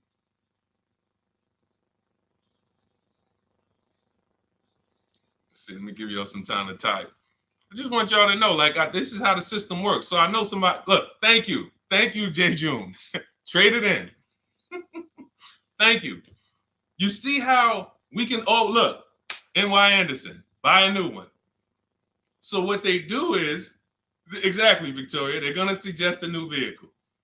So if we know, now watch this, as your vehicle is worthless, you don't have any opportunity to put it on a competitive market to see Well, how much would somebody pay for that? They've already assessed the value, and they want to structure your deal, have you take that major loss for that engine. They're going to put the engine in for a lot less than that, and they're going to resell it, and now they sold you another car. When you could have just literally went to a mechanic, got a rebuilt or got a used engine, put in that vehicle, cost you $2,500, maybe $2,000, and literally you're on the road for another couple years with no car payment, keeping money in your household versus now I'm in another $400 a month payment. Okay? This is what it's about. And if you're like Deshone, well, I don't want to keep a car that long. We talked about you earlier. You shouldn't be buying cars. Because the keepers on here who keep cars 8 years, 10 years, who has a car they've had in their driveway for more than 8 years? Type the number of years. I want to explain something we're gonna help a couple people learn a lesson here about themselves, because they're gonna be like, they're gonna realize they're not keepers. Look, look, we need to show people, because some people think, oh, I keep my cars a long time. I keep them about 6-7 years. We need to show that that's not a long time in the world of cars and depreciation. So Michael, 15 years. Michael got a car that he's had for 15 years. Let's go. Type the number of years you've had it if it's more than 8.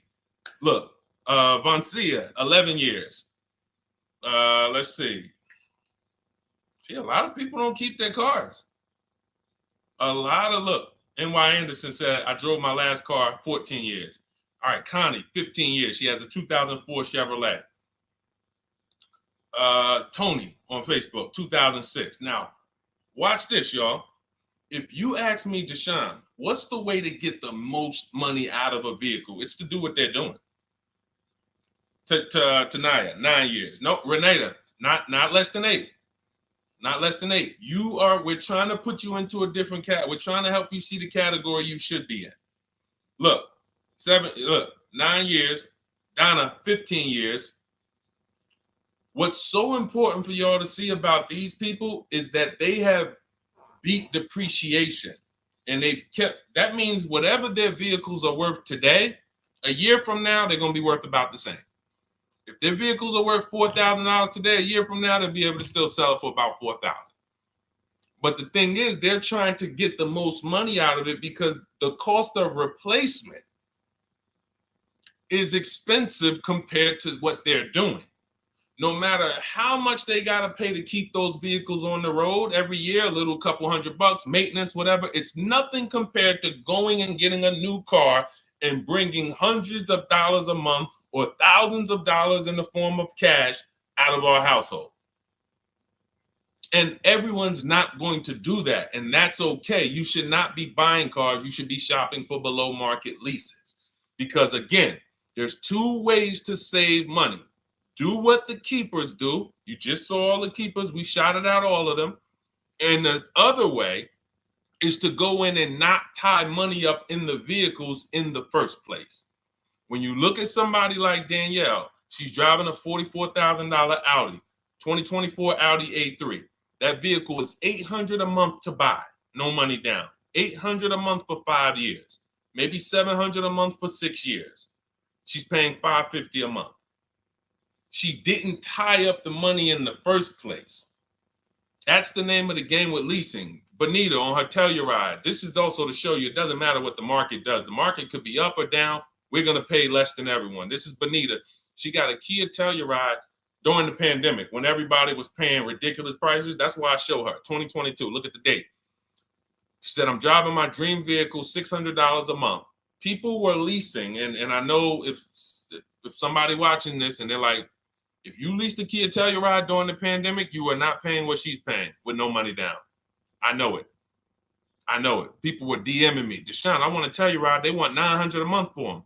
I know people weren't paying $600 a month, but she came in, used our bidding system, used the same strategies you're going to have access to in my digital book. She got $600 a month from home without being in a dealership. Her dream vehicle.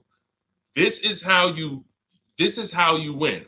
You're either going to not tie up your money in vehicles. You're going to drive new vehicles that don't have problems because they're always under warranty and you're paying cents on the dollar compared to people purchasing. Or you're going to be a keeper like Michael and like Donna and like the people who said, okay, I'm keeping my vehicle this long. That's why in my book, it's 7 steps. But the first step is to ask yourself how many years you're keeping your next vehicle. That is the first question I would ask you if you and I were shopping together. My first question to you would be, Michael, how many years you want to keep the next vehicle? 8 or more or less than that? If you said to me, Deshone, I'm going to keep it at least 8. All right, let's go for the purchase. New or used, depending on budget, but we're purchasing. We need to find a below market purchase. If you said, Deshone, I'm 6 years max. I can't see myself keeping a car more than 6 years. All right, we're going to shop for a below market lease. Because the money you're going to spend in a below market lease, when you get these below market lease deals, not commercial leases, not what you see on advertisements. Those are ridiculous prices. We don't pay those prices. None of these people that you see, Greg, Charles on his Palisade, none of these are advertisements. They're thousands less. But when you're putting money in the cars and you're driving brand new cars, this is how it was for me when I was 22. This started for me at 22. I was working for Pontiac, and I leased a brand new Pontiac G6. It was $256 a month. $256 a month. It was like a $21,000 vehicle. Same time, I had a friend of mine. She got a I don't want to say it because she might be watching this, and this is no shot at her. I didn't understand enough to teach her back then because I was new in the business. She went and she bought, let's call it a Honda Civic. Now my car was bigger because the G6 was a mid-size vehicle. The Honda Civic is a compact vehicle, but she bought it. $20,000 vehicle, 22, whatever it was at the time, paying almost $500 a month. Like, that's a $500 payment. That's what it is. So my young household, I got a newborn daughter. I got a new car I'm paying $256 a month for. Same time, it's got families around me. They're in their 20s, but they're paying $500 a month. This is what showed me, wait, something's going on. And I never stopped. I bought a used car at that time, but since I've had 4 Infiniti leases, I've had a Jeep Grand Cherokee lease, and people always think, D, you must be paying ridiculous money. I see you get new cars every 3 years, but they don't. I'm driving $40,000 cars, $45,000 vehicles. I never paid over $400 a month. Not one of my lease payments was ever. I remember I got this Jeep Grand Cherokee, and it was a $35,000 Jeep Grand Cherokee Laredo, 2018. When I got my offers, the best offer was $330 a month. 12,000 miles per year. And that's what I was driving. If I was driving 15, I would have bumped it up to 15,000 miles per year. I got $330 a month. I went in there and I gave them $330 for that Jeep Grand Cherokee, and I drove off. $35,000 vehicle. This is what I'm telling you guys.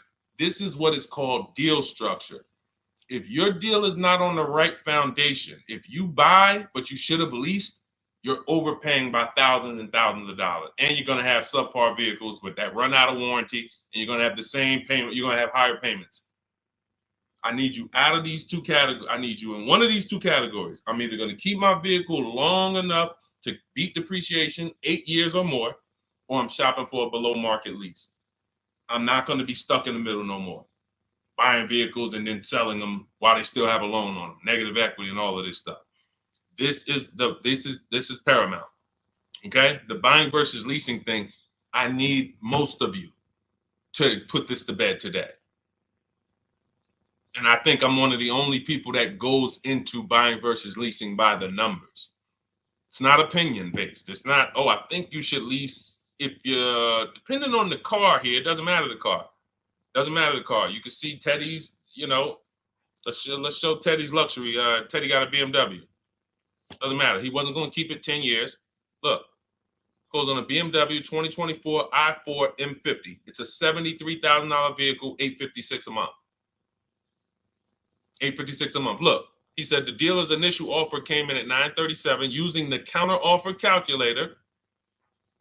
Using the counter offer calculator, he counted at $829. 8:56. If you just jumped on the broadcast, I showed you some of the calculators that I created that are in this book. In my book, there's a reason it's 5-star rated. There's a reason people that you can go read what your peers say about that book. Get your copy for 75% off. It's in my TikTok bio. Click that picture of me. Click the link. Same thing on Instagram. Go to my bio, click the link, and you'll see a button that activates the 75% off book. And if you're on YouTube or Facebook, it's in the comments section. 30 minutes only. Get your book so you can have access to all of this. Unless you just have an incredible memory and you can remember everything we talked about over the stream, but none of you can. I know none of you can. That's why, I couldn't even do it. It's just too much. We're talking about used car strategies, new car strategies, lease strategies. You guys, you're not gonna remember all of that. But anyway, let's go. All right, I think we got time for a few more. Go ahead, Dolan, keep it rolling.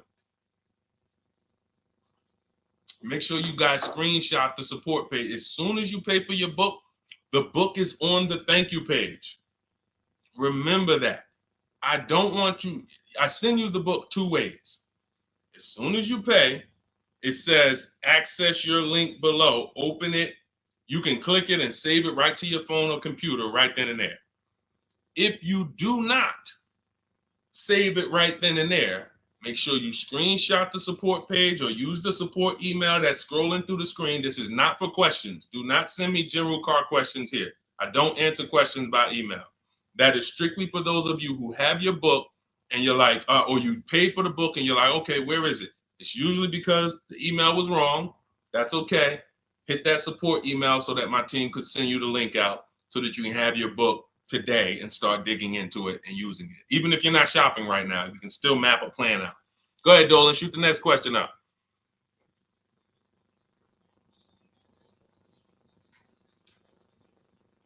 All right, this is Victoria from TikTok. Any tips for how I can get the highest trade-in value for my existing vehicle? Of course, bids.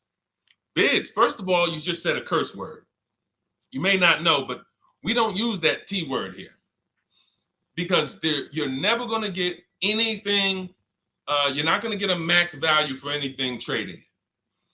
We are fortunate that we have the opportunity to get bids from cash buyers in the market. And I'm not talking about cash buyers like Facebook Marketplace where a person, it's one of your neighbors from your town coming to look at your car. I'm talking about institutional cash buyers.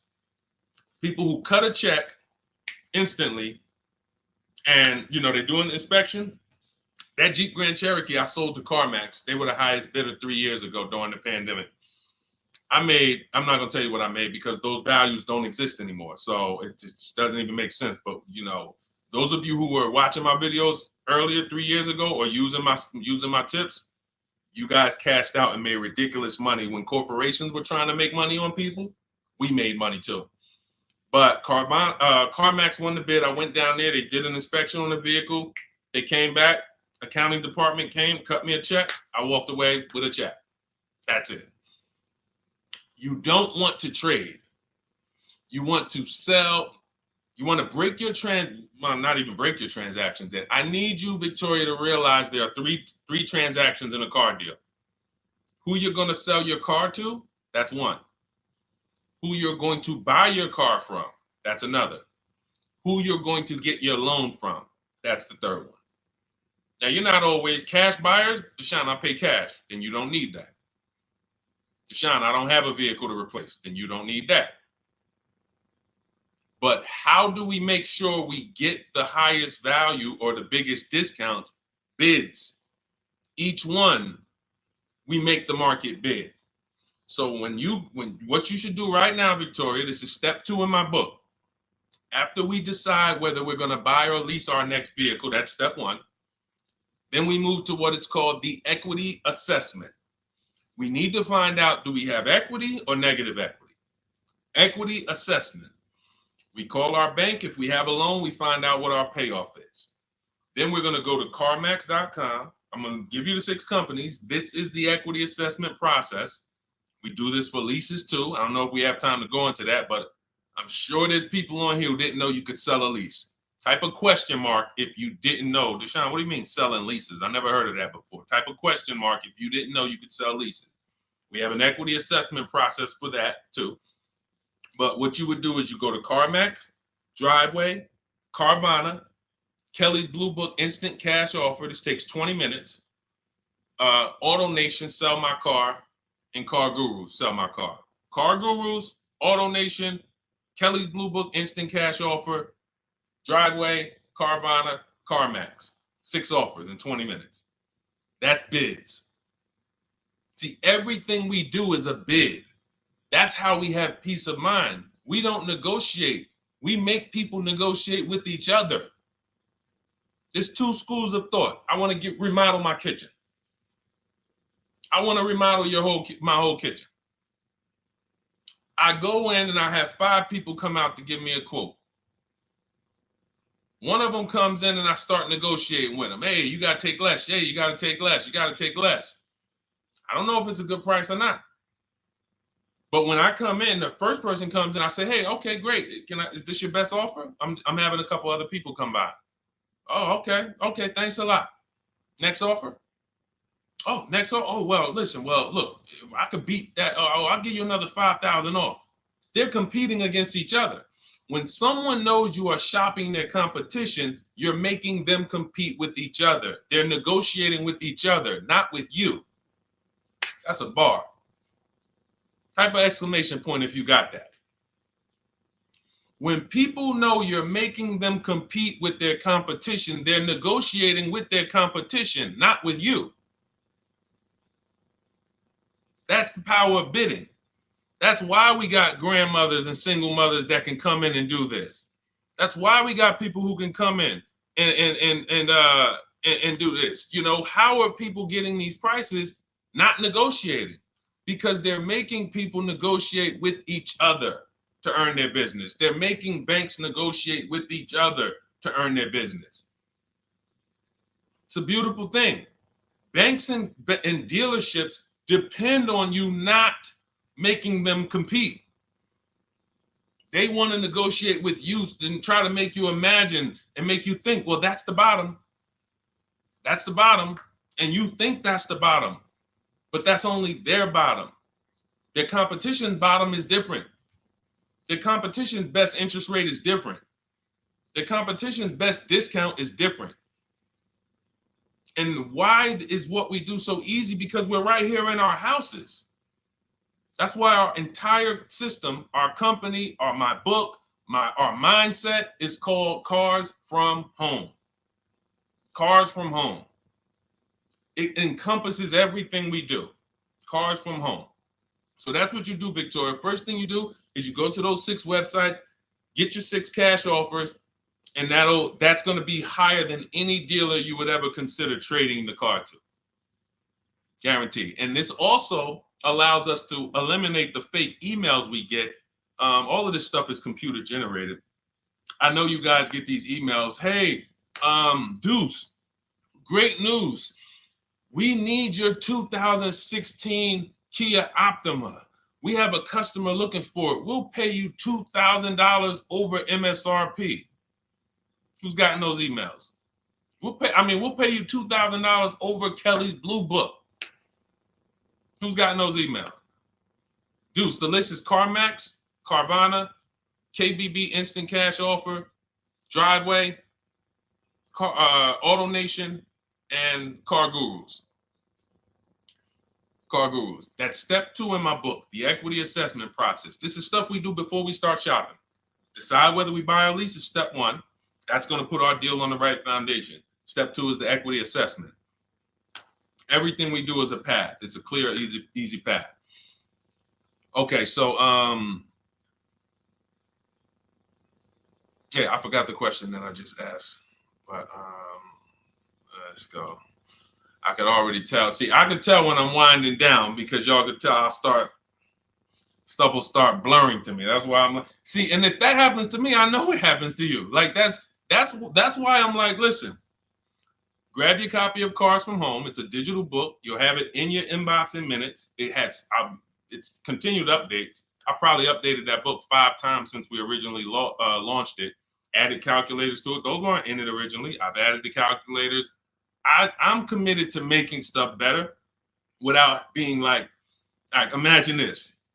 Oh, well, you bought volume 1 of Cars from Home, but I just put a new tool in, guys. Now you're going to get volume 2. And now every time a website changes, you got to get volume 2 and volume 3. And 5 years from now, you're getting volume 9 each time. It's like, no, literally one-time cost. And I can't tell you if that'll be around forever. I can't tell you that. I can't tell you 3 years from now I'm going to be giving free updates of the book. I don't know, but I know today that's what it is. Everyone who gets their book, you get free updates as I update the book, because there's value in that. There's value. I can send an email out to people every 3 years and ask them, hey, did you enjoy the book? They're going to say, hey, yeah. Well, here's the thing. My new version is this. There's value in that. It could just be $24. They're already a believer. Someone who used the book's already a believer. So they'd be like, yo, the new version, oh, I'm about to shop again. $24. I'll pay it again. It's the best money I ever spent. But for now, I'm not doing that. Those of you who have the book, you will get free updates, and we'll keep you on the list to make sure you always get free updates of the book. So your link for 75% off is in the YouTube comments. It's only good for 30 minutes. It's in the Facebook comments, and it's in my Instagram and TikTok bios. Click those links in my bio. Click the button that says 75% off my new book. Get there before the $97, before it goes back up to $97. And make sure you save the support email, guys. Screenshot the support email. It's scrolling across the bottom of the screen. If that book is not in your inbox in 5 minutes, I want you to email my support team. Make sure you check your spam. And I also want you to, as soon as you purchase, you'll see, I say, hey, access your book below. So there's a link where you can click, open it up, get your book immediately if you want to download it, but I also email you a copy. But make sure you save the support email just in case. And again, that email is not for questions. Okay, it's not for car shopping questions, nothing like that. That's only to make sure you get your book.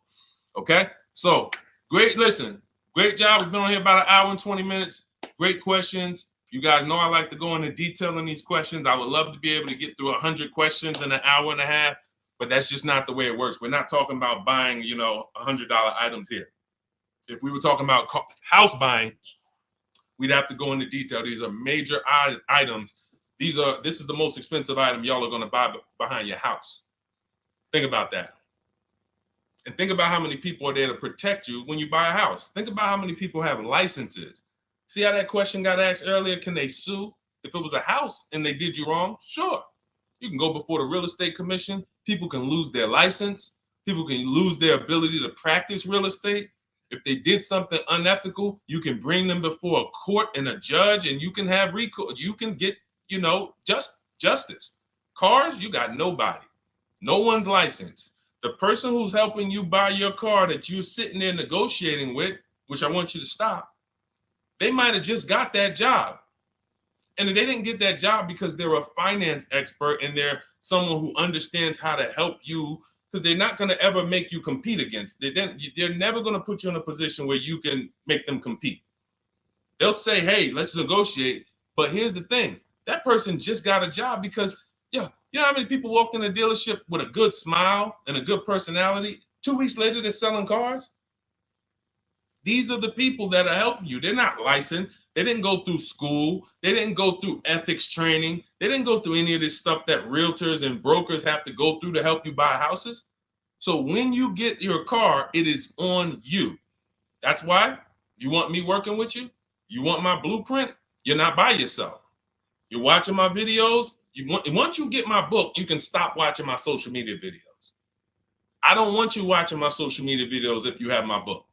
It's just going to confuse you, because what my social media videos do is warn you what not to do.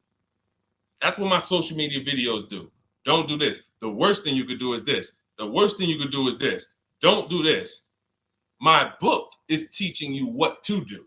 It's telling you what to do. It's not an education book. It's a do this first. Step 1, do this, do this, do this. Step 7, hey, congratulations, we're taking delivery. We're not focused on that. So once you get my book, you don't have to watch my social media videos ever again. And I want to say that because a lot of people will get the book and still be watching them and trying to piece it together. You got my blueprint. You don't need those videos anymore. Okay? So always a pleasure, y'all. God bless you. To those of you who have your book, make sure you email me when you pick up your cars, send me all the details. Deshone, check this out. This is what I got. This is what I paid, so that we can bring you guys into the stream and continue to tell everybody about you. So about the results. All right. God bless y'all. I will see y'all on the next stream. Always a pleasure.